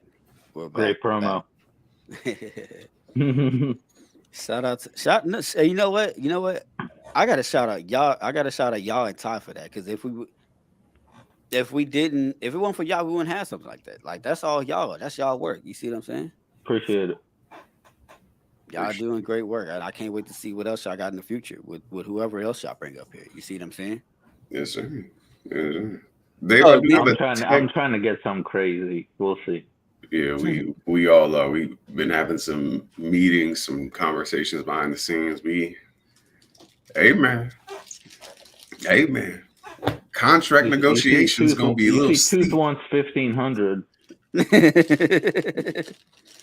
man, Tooth wants 1,500 is crazy. I got Mac. I did have a question for you, Dave. He better show his face for that. What's up, Cal? So we talked about tech in a lot of different ways, like down to the devices, education, blah, blah, blah. Mm-hmm. I don't know about the rest of y'all, but I've been watching like the playoffs, NBA playoffs. Mm-hmm. And I see how tech has like come into sports as well. Like there was a whole time where a lot of the 40 times used to be done by simply just the hand timer. And as that went on, it was like, you can have certain biases where people don't want this person to rank as high. So they like hold on to the clock a little bit longer, add a few milliseconds on and then stop it. Shit like that. Even in tennis, I know Serena and Venus went through it a lot. Not saying that they were the first or that they will be the last, but as soon as they put the laser in to where the court could actually track where the ball went out and stuff like that changed sports. Football, when it came to the analytics, jumped up as well. Like they put the joint inside the football. They can calculate how many spirals per second, which is stuff crazy. like that. And then the end zone cameras as well. With the NBA playoffs, they need to do something to nullify the refs' impact on the game. Period. Talk about it. Because this shit is absurd. I don't understand. Like, I think it was last night, one of the commentators said, like, I don't know what the hell a flagrant foul is anymore. And he was like, and I don't think the refs do either. Yeah, it just seems random. Like, yeah. And even the bang bang plays to where it's like, I touch the ball, Dave touches me, but his finger barely touches the edge of it. It shifts the trajectory of the ball, but it's still out on me. How? It needs to get a little bit better. Well, that is like just trying to preserve. I feel like that is preserving the game how it used to be, because they don't want like a hundredth of a finger to be the deciding factor. I think that's why that happens a lot. Now, how is that any different from when you have 4th and inches and it's barely hitting the line, and even if it's a centimeter away from the line in football, it doesn't count as a first down. Yeah, I guess. Yeah, or even because there was not an epidemic, but like there was a really bad problem in the NFL to where like the person running with the ball would start celebrating before they crossed the line and then throw the ball back to start their celebration, but the tip of the ball did not cross. I remember that. So it was just deemed as a fumble right there. And people would pick it up, take it back, and then that's the touchdown. The guy is still in the end zone, like, yo, touchdown. They pulled that thing back frame by frame down to the millisecond. Was like the head of the ball never crossed. Now what? Now you're an idiot. Like, I mean, you're an idiot for throwing it behind you before it hits the damn thing anyway. But yeah, you are. Y'all just doing the most.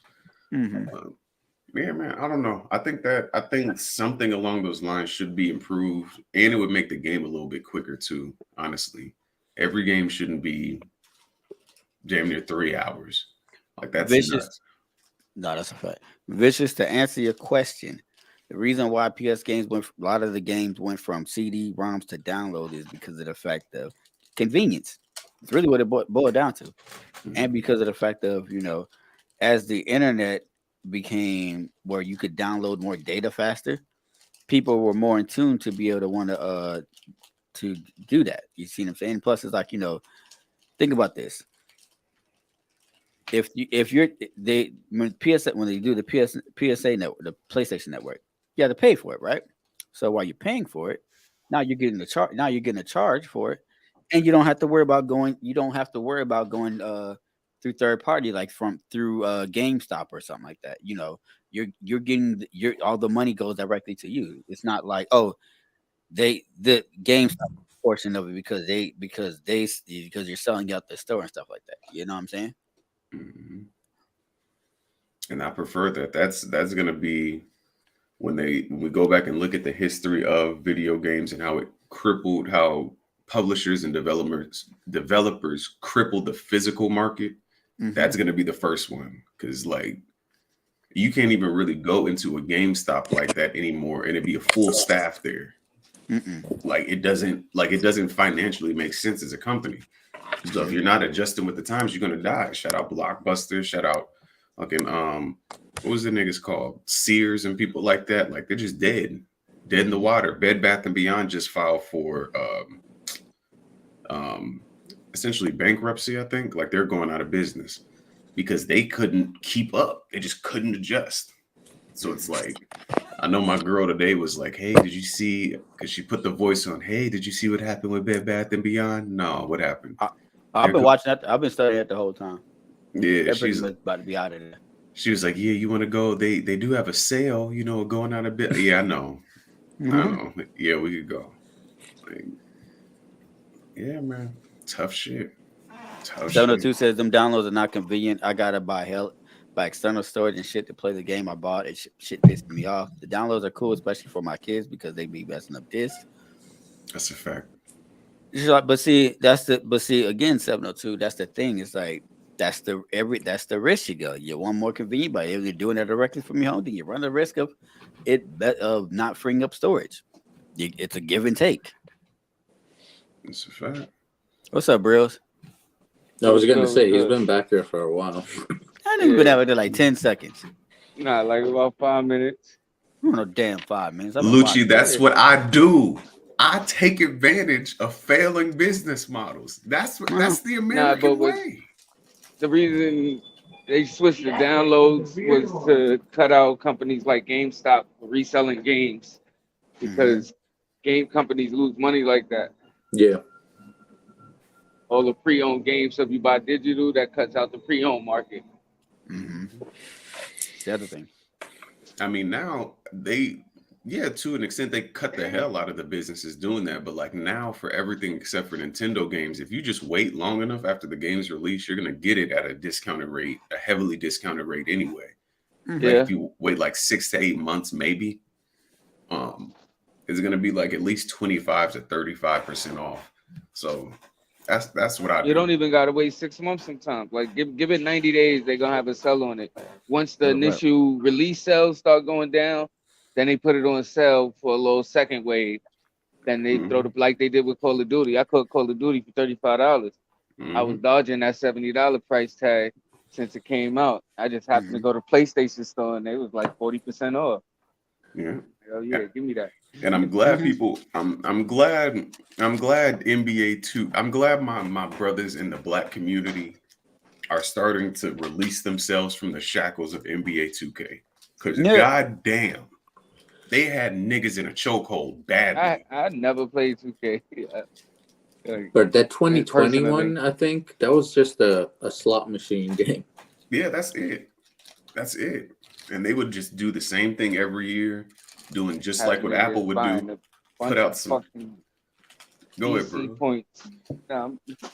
No, I was agreeing with you, making niggas buy a bunch of VC points and all that. It's a fact. And then more than likely, they're going to take out something that you like from the game or give you a worse version of it and be like, oh, we got you next year. And then you just wait 6 to 8 months and it's like, oh, we're selling the game for 75% off now. Suck my, you know what? Jersey. But they got to because they drop it every year. So they, we got to get rid of this now because we already got, by 6 months, we already got the next one developed already. You know what I mean? And we producing it, so now we got to dump the rest of these. That's crazy because like they could just update the rosters, basically. That's it. That's it. That's all it is. You update the rosters. You probably change if the teams get new jerseys or whatever. You know what I'm saying? Like that shit. It would be better off. Smarter people than me have said it. If you have like a subscription, like an annual subscription, where it's like $24.99 a year. And then they just update everything, move, patch things, as opposed to like buying a new whole ass game, then having to spend $85 to like 85 your character out. Like, bro, what? But you know what's crazy, stupid, bro? One game that is doing that, and people hate it. Grand Theft Auto 5 has been out for what 6 years. I like GTA. It's been out since PlayStation 3. Yeah, it came out PlayStation 3. It 2 generations, and it's the same game. They just keep updating it, adding more missions because they're like, what can we really do to make this a new game? Give you another map? Like we can give you missions after missions. So it's hard for them to come out with GTA 6 because it's like, what can we really give you but an update of what we gave you already? Right. That's fair. I mean, I agree with the map. That would be cool. Like they were lying about that a couple of years ago about like, hey, you'll be able to get on a plane at Los Santos Airport and go to like Vice City or something like that. Yeah, no, they had a heist where you left Los Santos on a private plane and went to an island and had to go do missions. Cayo, yeah, I do Cayo all the time. You can solo it. Yeah, you got to go sneak around the island. Is and shit. nasty That's work, the shit man. with Dr. Dre in it. Oh yeah. I stopped playing long before that. My bad. I only played when the new Heist come out. Like I just re-downloaded because they came out with the last dose, part 2. They just came out with some new shit. I played it when it came out, and then I picked it back up a year ago. That's fair. Like I got really good. See, I got it digital, which makes it convenient because if I'm not playing it, I just delete it. I got it for free on Epic Games. Yeah, and then re-download it whenever I want to play it.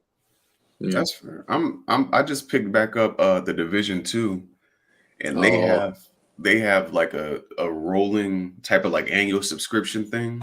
But that game's been out for what, 5 years at this point? Yeah. And it's not like you can do anything, like you can't drop a bunch of money in and get better weapons like that. It's more so like cosmetic shit and like resources type stuff. I've been wanting to get into Rainbow Siege. Yeah, Siege is fire. Yeah. I like watching that. I like watching it be played. But yeah, man, I think that's stupid. And the quicker people figure out that, I mean, they're not gonna figure it out. GTA makes $1 billion a year. Just GTA, not Rockstar. Over $1 billion a year. Just through fucking shark cards and essentially shark cards. People just buying a shark card, buying a mansion and a car and putting some shit. Yeah, all cosmetic. Yeah, like, bro, this shit. God. Well, some stuff you need for heists, so they do that too. Yeah. But then what really is keeping them alive is the GTA roleplay. The PC version, the PC version mod is that they're allowing, like that's the thing, they're allowing this to exist.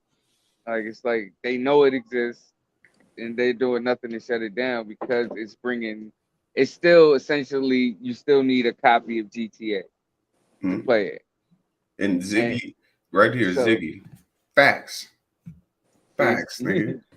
Yeah, so you essentially still need to purchase the game and then you put a mod on it to where you can go into other servers to play a creative service.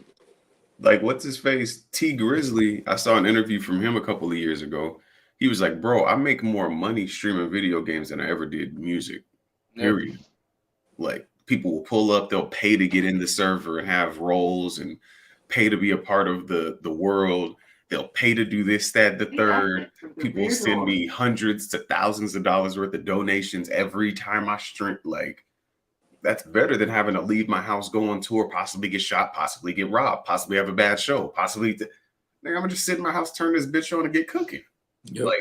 Like, smarter, not harder, gentlemen.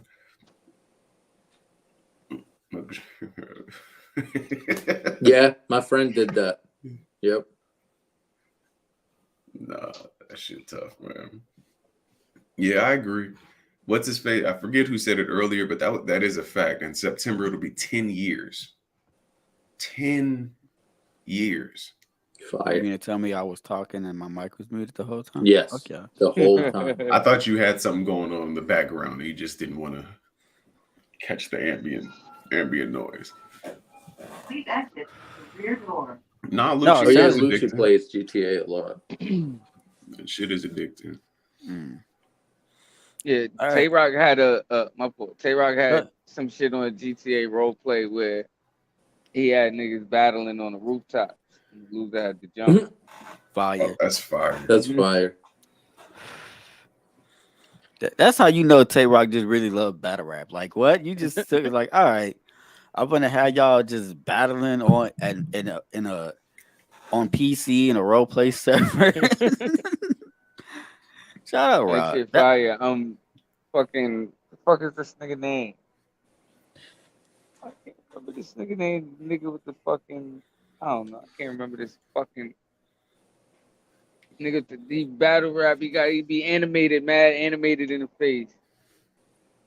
I don't know. I can't. The review. I can't remember this nigga name. The review. Got Sour guy? Time Entertainment. It's his.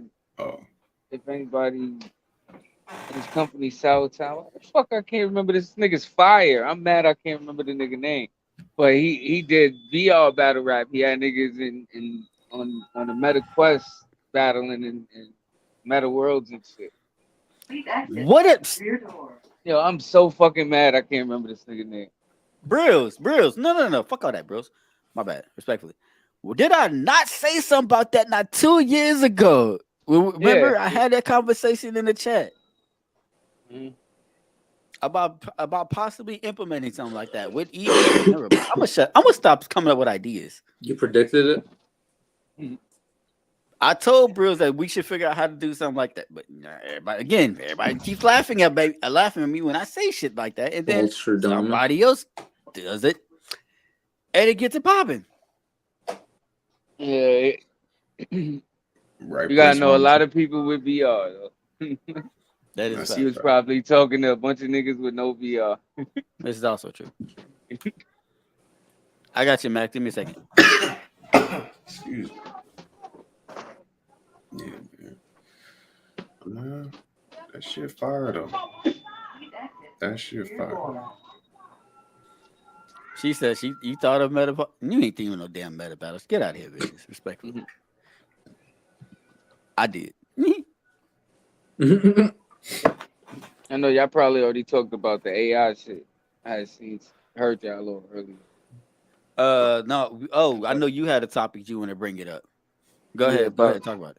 Like I was reading the difference in AI. Like the shit that they pushing is AI, is not even AI. It's just it's a type of AI, but it's like the lowest form of AI. It's the same shit we've been getting. It's just Siri.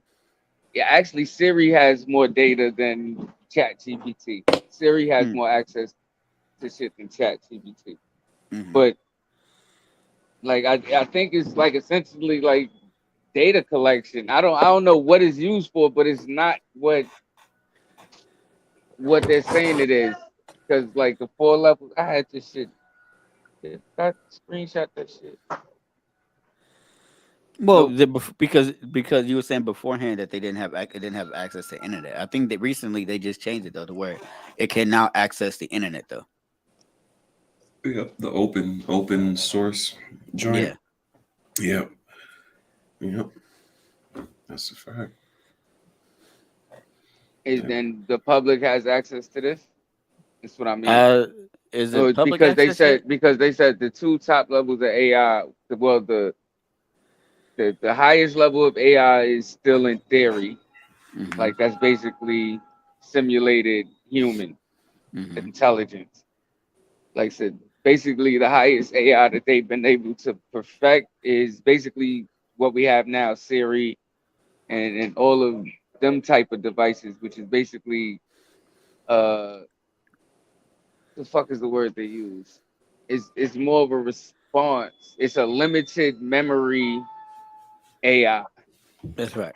I'm gonna post Snapchat AI thing in our Discord. Check it out. It's a limited memory AI where it can't really learn on its own, like shit like that. It can only respond to shit that you program it to respond to. Right. No, but that's why I like it. But that's a fact, though. That's it, and it's based off of, like you said, any information that's being put into it. You see what I'm saying? Like, if you type in Ultimate Rap, what is the Ultimate Rap League? Right? It'll pull it up. But that's like based on. If a while ago, remember somebody posted. I don't think it was OTPBA, but one of these medias posted basically the top battle rap females and had a little biography on the side, and all the biographies were fucked up. Like they obviously went to the AI app and typed in who is so and so, and whatever answer was generated, they just copied, and the shit was just all misinformation. Like the AI is actually dumb as fuck. I mean, I'm glad that there are some limitations there, Brills, because you know me, we grew up watching all the Terminators and Clockwork Orange and Solvent Green, all that shit. Matrix. Yeah, the limitations are good, but it's the people that believe that this shit, like for instance, the people that went and asked them questions to the AI and got all that misinformation about these battle rappers, but still published it because they felt that AI was smart and had correct information, because they think the AI is getting the information from the internet where it can source its own. You understand? It's a lot of people that believe that. The majority of people believe that that's how this shit works. Whoa. Ty will like this list. I don't think No this is an actual order. It's not an actual. See, that's the thing. I don't think it's in.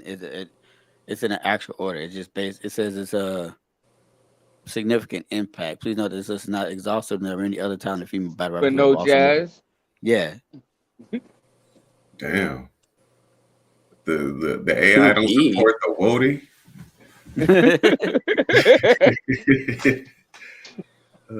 I'm glad at this list because it doesn't have one person on it. So it's the Let's see, Tom.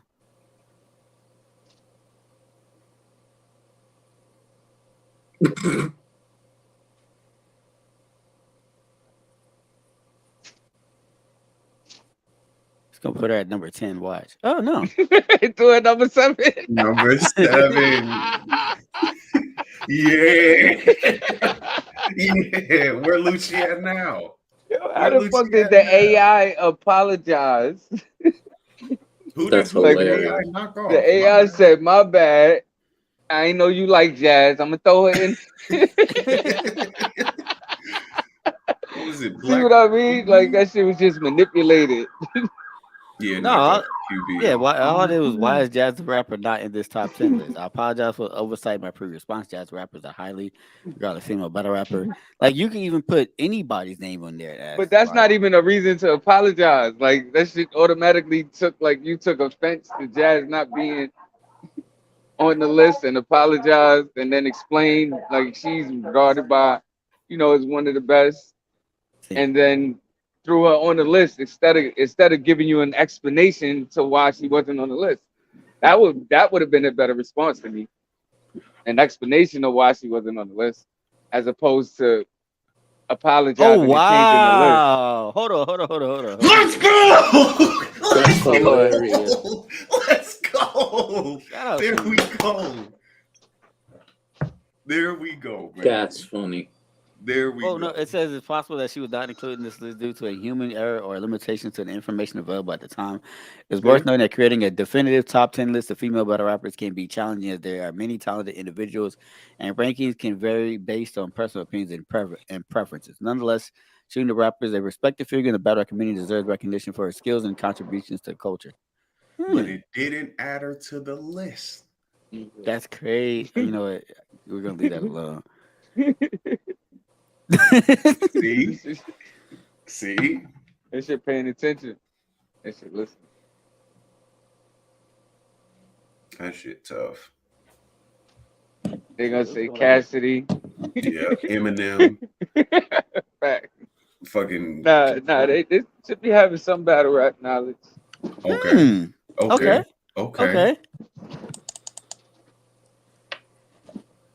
That's not a bad list. Okay. That's not a bad list, though. It's not. I mean, the views would be the easiest thing to look up. I feel like Hitman's kind of low. They didn't put. Who didn't they put on here? They didn't put DNA on here. K-Shine on here. All right, hold on. Let's extend it a little bit. Who? But nah, that's kind of your DNA. K-Shine could be. Who could you take out? Like, cause that's a top tier list. Ooh, right? Nice. JC, Calico, Shine. See, I respect the list because I don't like DNA. But it's good. So I'm surprised. Let's see, 25. Let me see. You doing everything to get DNA in that list. He gonna be 17. Good. Pat State, Daylight, Rodney K, Danny Myers, Ilmac.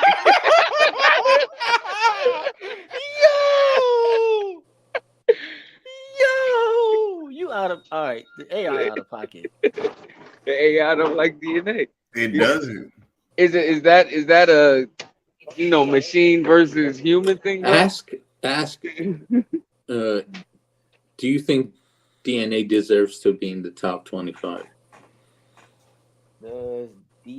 Does the battle rapper DNA deserve to be in this top 25 list, and why or why not?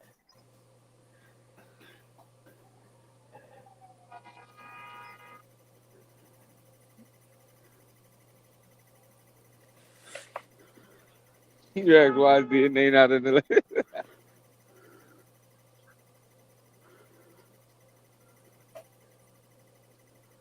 Ooh.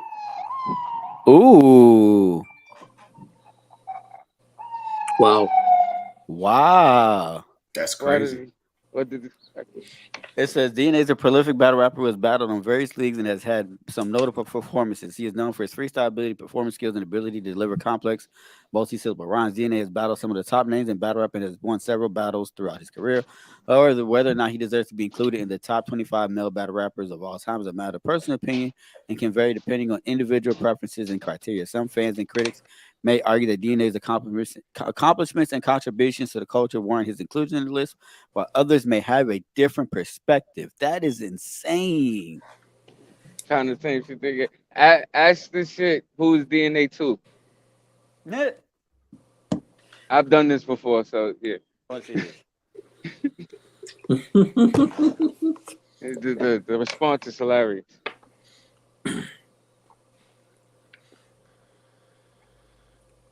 Don't champion.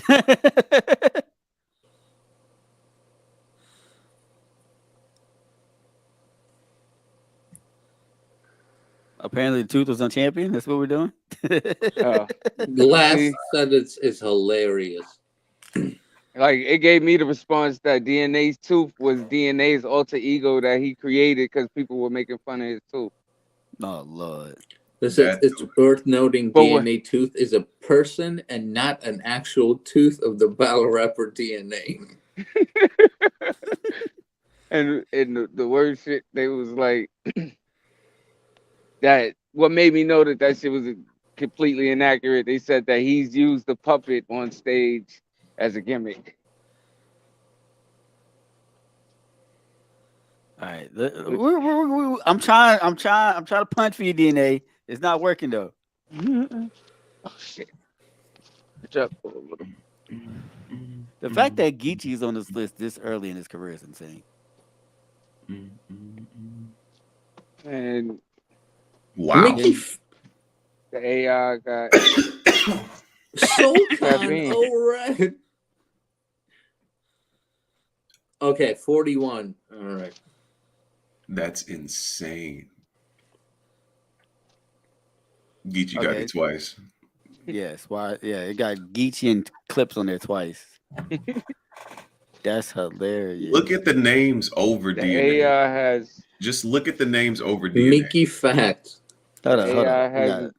has its own preference. Mook, Don, Hollow, Averb, Surf, Arsenal, Clips, Rock, Hitman, Con, T-Rex, Geechee Gotti, JC, Calico, K-Shine, Iron Solomon, B Magic, Chilla Jones, Goods, Pat Stay, Daylight, Rum Nitty, Big K, Danny Myers, Immaculate, Mickey Facts. Did it repeat Neil Mac twice? No, it didn't. Okay. Where is it? Actually, you can give me one. Mickey Facts Disaster. Thesaurus, Big T, Math Hoffa, Sirius Jones, Soulcon, Bill Collector, O-Red, Cortez, Pass, shout out Pass, Shotty Horror, Fresco. You know what? All right. Wow. UP, Roan, and then DNA. Jesus. There is no reason for Roan, QP, Fresco. Hold on. Cortez, O-Red, and Soulcon should be above them. Should be above him, rather. That's insane. That is insane. Let's correct this mistake because it fucked it up.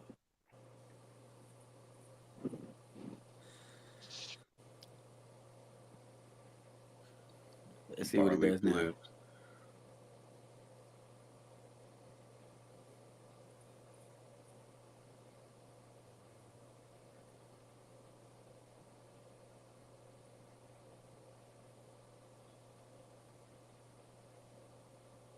Still got DNA at 41.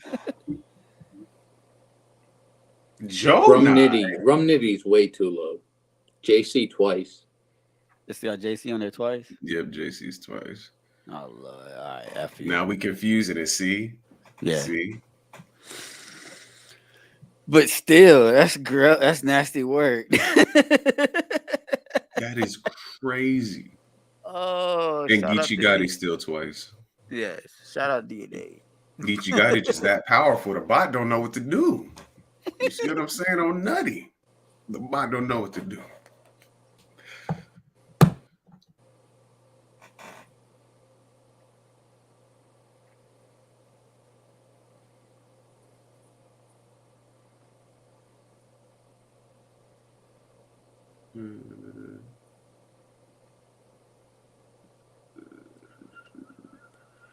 It's the DNA response. Yeah.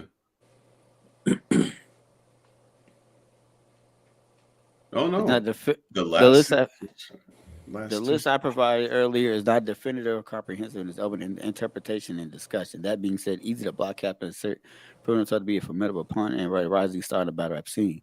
With impressive performances and memorable battles, he has earned the respect and admiration of many fans and peers alike. Huh? That's not too bad. That's tough, man. I'm just having fun. I mean, to your point, Ty, where you said this, you said, boom, shout out Fresco, Rome Body DNA twice, so I understand, but it's like, yeah, that's cool. Eli Manning beat Tom Brady twice, but Eli Manning's not better than Tom Brady overall. I mean, brother DNA got millions upon millions. Ask if Harlem Legend belongs in top 25. Please. This is what we're doing? This is what we're doing? This is how you know we're getting to the end of the show. We're just doing anything. I'm telling you, artificial intelligence just doesn't like DNA. It doesn't. And that's ironically enough. This that's is ironically, that's what I'm saying. Like, that's crazy. Hey, this part about Caps is accurate, though, right? Are often engaging, entertaining, and thought-provoking. He has built a reputation for being unapologetically honest and critical in his analysis of battles and events. He ain't lied. ChatGPT, he ain't lying. So I mean, we also got to factor in the fact what ChatGPT is looking at too. It's an era of Caps in his garage swinging axes and bats and rakes and shovels at the camera. So to the undiscerning mind, that the ChatGPT feels threatened. You see what I'm saying? They probably got bullied into that response. Shout out Caps though. Like, shit tough. Oh man. You ever seen GPT write a battle round? Yes, we've done that multiple times. That shit hilarious. Yo, can you hear me? Yeah. Yeah, shout out you guys, man. I just had a real quick question and comment. Is this based off strictly off battles, or are they counting extra things? It's based. We don't know. I believe it's just based off of information that's been put in the Chat GPT over the years. You see what I'm saying? Got you. Because I was gonna say, man, shout out DNA, bro. Like, I know he's a legend, or considered a legend. He's like the legend nobody wants to acknowledge is a legend, right? Right. But the brother has a lot of battles. Like, he's been battling forever, but it's like none of them joints is memorable, bro. He has maybe 2 or 3 memorable joints out of like 1,000 battles. You know what I'm saying? And a lot of those are debatable. They're not like clear, definitive wins. So I could kind of understand why he gets looked over a lot. You know what I mean? But he's done a lot of extra stuff, like with sponsorship and all that. You know what I'm saying? Yeah. That helps, in his case. But I just don't know what the computer is what all is being considered. You know what I mean? No, I mean, Fresco above DNA is insane. That's wild. That's wild. That's what I'm saying. Ty, be honest. You know that's wild. Are we talking accomplishment or overall? Yeah, overall, yeah. There's no way. And Fresco was nice, but no. Yeah, I got Fresco over DNA. Okay. See, this is why. Okay. You know what? This is why. What are we doing? Even though he's outright, you know. I'm saying like like if you think Fresco is nicer than DNA, like I get that, but if we're doing like an unbiased, objective list, there's off of no accomplishment. Yeah, there's no way. DNA, there's no way Fresco's. Yeah. But with DNA, I think like because I could imagine the chat like just watching a million. We had to get him to. Once. Oh, I'm sorry. Like real quick, Dave. I could imagine the chat watching a million battles at once, and it's like when you think about when niggas lose badly, like I think about DNA. Like he can't hide it in his face when he's getting the shit kicked out of him. It's just in his face. K-Shine, you want to know how to break down a body? All you got to do is know how to break down DNA. JC got up there in Houston, took the brother champagne from him, drank it. You have you look like if your bitch cheated on you and she asked you to take her back, you trust her. This nigga Gary, fucking what's Vixen. You said who? Vixen. Yeah. You said Verb. Verb, you said? Yeah. Verb. Oh yeah. You don't know how to drive thing, and then he made a vlog about learning how to drive. Yeah, these are really bad. These are really bad L's, bro. Really bad L's. So I don't know. But he has really huge W's too. He does. What he did to Ill Will was crazy. Yeah. What he did to Mickey Fax was nuts. Chilla. Let's not forget that one rounder versus T-Rex where DNA started crying and left. Yeah, that was bad. Yikes. He looked sad, but that we know it's not real. I said he was crying just to add extra on it, Robbie. Come on, man. Get with the program, man. Get with it, man. He did look really sad. Like, he looked like this. Yeah, it was bad. He left though. That was bad. The light-skinned nigga behind T-Rex, wherever you are in life right now, I pray the best for you. You were doing a lot. That guy has a Math Hoffa interview. Did you know that? He said he did a Math Hoffa interview? Yeah. No, I didn't. After the shot thing. Like that. Shout out that to video. Oh, best friend goals. Yep, that's him. So he went on Math Hoffa after that. That's when Math was doing battle rap stuff. That's tough.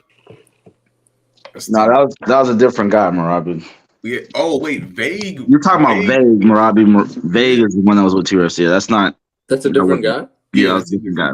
Yeah, okay. That wasn't. That's why I was like. I'm mad. ChatGPT just broke down what clap or machete is, and it made sense. I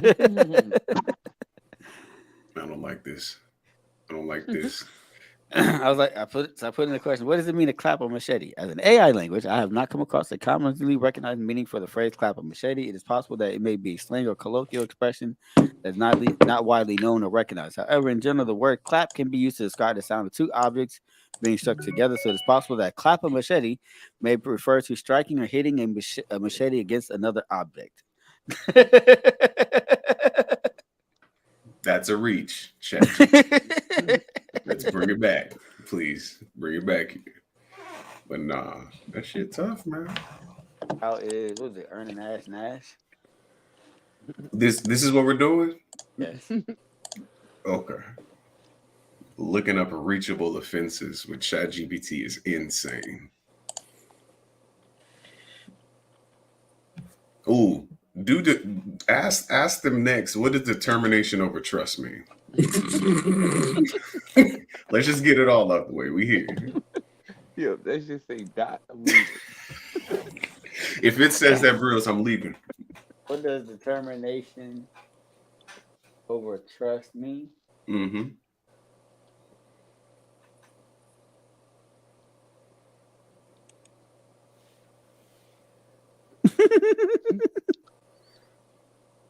Hold on.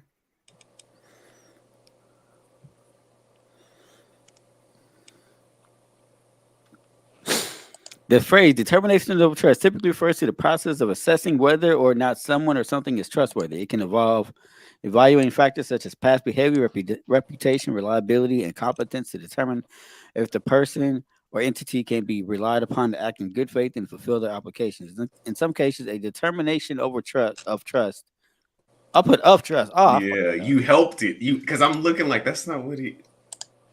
Hold on. Determination over trust. Watch the chat sit here for a second and think like, the fuck did this nigga just?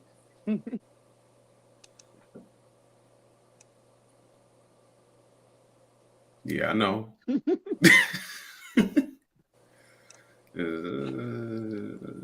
Ask about X Factor slogan next. Please. What is facts? Pause. Determination over trust means that instead of relying solely on trust or faith in someone or something, one chooses to prioritize their own determination, willpower, and effort towards achieving their goals. This approach implies that rather than depending on external factors or other people, one takes responsibility for their own success and puts in the necessary work to accomplish what they set out to do. It does not necessarily mean that trust is unimportant, but it takes a backseat to one's own drive and motivation. I like that. Somebody clip this and send it to Doc. This is how you need to explain it from now on. This is fire. But the chat sat there for a second and thought about this. Cook this up for us. Come on, brother. Did I type this word out without getting canceled on YouTube? Censor it. Please, I'll be back. No. Don't ask that. Your swags off. And then censor the F word. I'll have to take it off the thing off camera when I do it. Okay. Does your swags off? Hold on.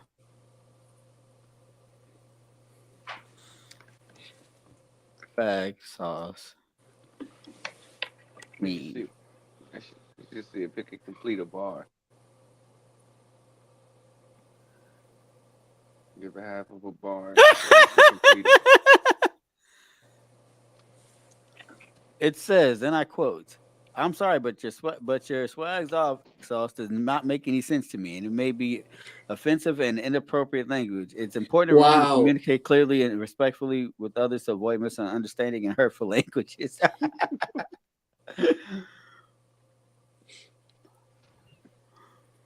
That's Give me another one. hilarious. Give me another one. DNA's drink water and what? Yeah. You get money and drink water. That one. Yeah, it's not that good. It's gonna be easy. It's gonna bring up DNA problem. Oh, Doobie Magics. Some you must have slipped, fell, and bumped your motherfucking head. What's the start of it? I forgot. I'm from the motherfucking Lou. That's how I motherfucking play it. Beat me? Yeah. You think? Ask the chat, what's B Magic slogan? There you go. All right, so get money and drink water is a saying that emphasizes the importance of focusing on two basic but essential things in life: financial success and physical well-being. It suggests that one should prioritize making money or building financial stability while also taking care of their physical health by staying hydrated and maintaining good habits. The phrase "get money" typically refers to the pursuit of financial success and independence, whether through a job, entrepreneurship, or other means. Drink water refers to the importance of staying hydrated, which is essential for maintaining good health and energy levels. Overall, the saying encourages people to strive for both financial success and physical well-being, recognizing that both are important for fulfilling and satisfying life. Yo, this is dangerous. All you gotta do is that just made his whole website. Yeah. Cal, did you hear X Factors? No. It said, "I'm sorry, it doesn't make any sense to me," and it may be offensive. See, or some shit like that. All right, what is E-Magic slogan mean?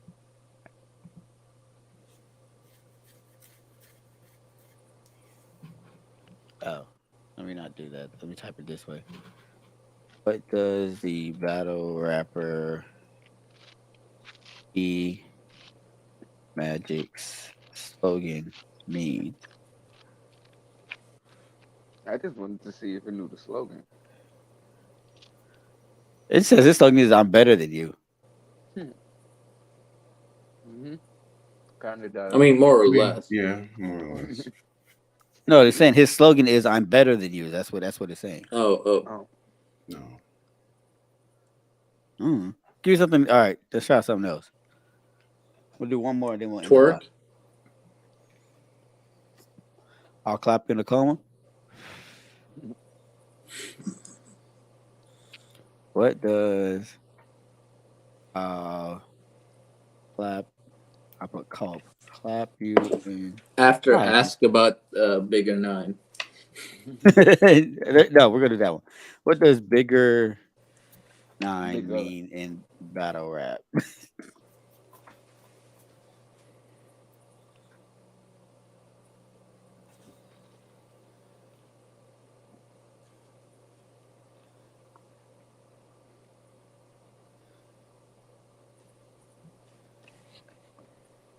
Yeah, it didn't give me nothing. Mm. Breaking the bot. Making my way downtown, driving fast, smoking gas, chill ass, I'm chilling, smoking, good weed. What up, King? What All right, up, so everybody? Okay, What so up, this what says up? Bigger 9 is a slang term that refers to a specific type of firearm. Okay. Yeah, boo. Mm. No, King, you missed it. We're using ChatGPT to break down battle rap slogans. This shit's been hilarious. Yo, hold on. You seen that? You seen what DME Detroit did yesterday with the AI and the the music? Somebody was saying that he had AI. You're using AI to rap or something like that. Yeah, nigga had Kanye West doing the Snoop Dogg and Dr. Dre tracks and all kind of shit. Yo, it sounded crazy. It was type fire though. I ain't gonna lie. I don't know, man. Rappers are in trouble. No, it's okay. We typed in what does determination over trust mean. Yo, hold on. What did it say? Did it say it? Yes, it says it means that instead of relying solely on trust or faith in someone or something, one chooses to prioritize their own determination, willpower, and effort towards achieving their goals. This approach implies that rather than depending on external factors or other people, one takes responsibility for their own success and puts in the necessary work to accomplish what they set out to do. It does not necessarily mean that trust is unimportant, but that it takes a backseat to one's own drive and motivation. Damn. Nigga broke it down all the way. Yo, what else y'all listen to? I mean, looked up. We tried X Factors and it was like, I don't know. That's crazy. Well, I'm here. I'm just chilling. You know how I know this shit? Listen, we talking about AI shit. My AI app, I got an AI app named Nova. That shit just popped up. Talk about ask me anything. Bro, yo, word of mother. It just, yo, bro, hold on. I didn't want to sound corny, but I don't even use Snapchat, right? And Snapchat just hit me with my own personal AI. Just shit just popped up like, yo, here you go. I'm your AI. You can tell me. I'm like, what the fuck? Who are you, nigga? There's an agenda behind that shit. It's a fact, man. Oh, shoot. All right, y'all. King, you got anything you want to talk about? Yeah. Hold on. Yo, you seeing the Danny Myers shit with Ease and shit? They about to battle or something? They've been going at it. That's going to be fire. Yeah, I just seen a little clip of them shits on OTFMZ.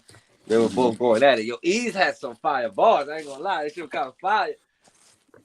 Yo, I keep forgetting. Somebody said they put Ease versus Prep the battle of the dumbasses because of the shit that they did. I forgot Ease did some crazy shit too. Battle of the Catfish is what it was.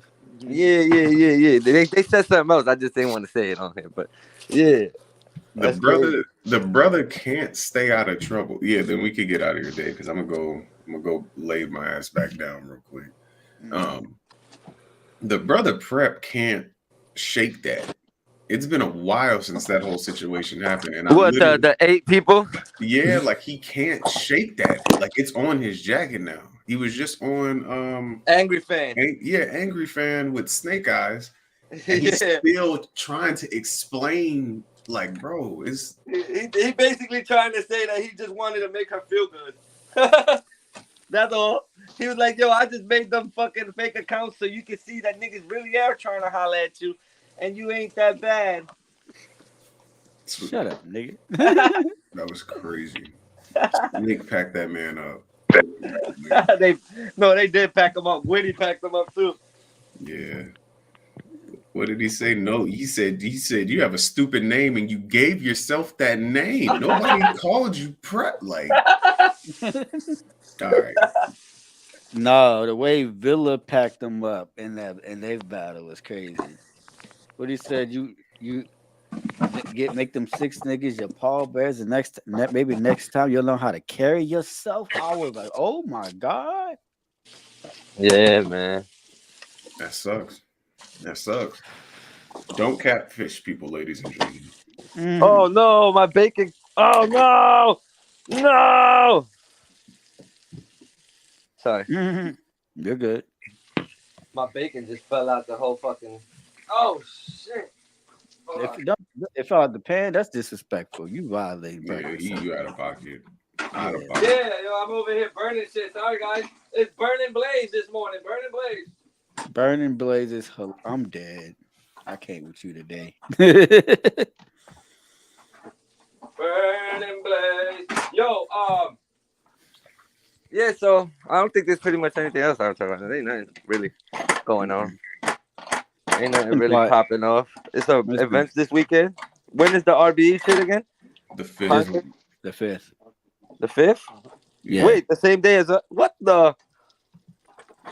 Don't do that. They had that shit mapped out a while ago, King. No, I know. I didn't know that. I have to change my day then. We're gonna probably go with the 8th or something. I didn't know they had the 5th. That ass. He's like, I'm not competing with RBE. I feel you. Oh, man. I'm trying to watch. Fuck competing. Like, what the hell? All right. Y'all already know the vibes. I'm out of here. May 6th. I'm sorry, it's May 6th. Oh, May 6th? Okay, cool. May 6th. My bad. Yeah, but Guardians of the Galaxy Volume 3 comes out May 5th. What the heck is that? Never mind. Oh. Guardian of the Galaxy. What the hell? Dungeons and Dragons again, Dave? No, nigga from Marvel, dickhead. I don't watch that shit anyway. Dungeons and Dragons. I hate this nigga so much. Sorry. Dave, not a Marvel fan. Fair enough. Can I show something up here before we leave, Dave? Do you think, huh? So I was minding my business doing some research yesterday, and I saw my man's ARP had an interview with Ill Will. Mm-hmm. And I just wanted to show y'all this is why this man Ill Will can't be trusted. All right. Oh shit. Ill Will is one of the most talented people in this game. Let me know if y'all could hear this. Mm-hmm. Is this a recent interview Mook they had? can make a scenario out of anything. Mook can make it bad that he pulled the paperwork and work out on Adi Boom. Y'all let a white so you let a white man tell us that I'd rather the niggas impression. That impression I'd was rather the niggas do you know what I'm saying? Ain't no telling. You feel what I'm saying? Like he might have a whole angle of that shit. Like, nigga, we don't respect you doing that, nigga. Let me do that shit, or let one of us, you know what I'm saying? Like, Mook is very good at that, at making a person look at you about something that it ain't even bad. You know what I'm saying? Like, man, this nigga really be using Kleenex to blow his nose, my nigga. Kleenex, my nigga. Think about what he, so. Oh, hey, that's what you do. Hey, you be like, yeah, this nigga do be good. Kleenex is some bullshit. Like, if y'all haven't seen that interview, this man Ill Will, his impersonations of people. You can't trust a nigga like that. He could get on your phone and act like you to your girl. Now, Jesus. Yo, I gotta go check that interview out. I didn't even see it. Yeah, that shit fire, man. Shout out to RBE. Can't wait to see the May 6 cards. You know, that shit looks ARP, don't block us for using that little 20 seconds of content. It's transformative. It's transformative media, brother. We love you, ARP. Yo, this nigga Maze said I'm out like he's in the fucking like he on the show. Bless everyone, I'm out. Nigga, oh, because we said we was about to sign out. That's why. Yes, a fact. All right, can you go sign us out? Yo, y'all already know the vibes. EBL shit, man. We the best. Y'all know what time it is. Best audio, best virtual. We smoke any of y'all niggas. Y'all know what it is.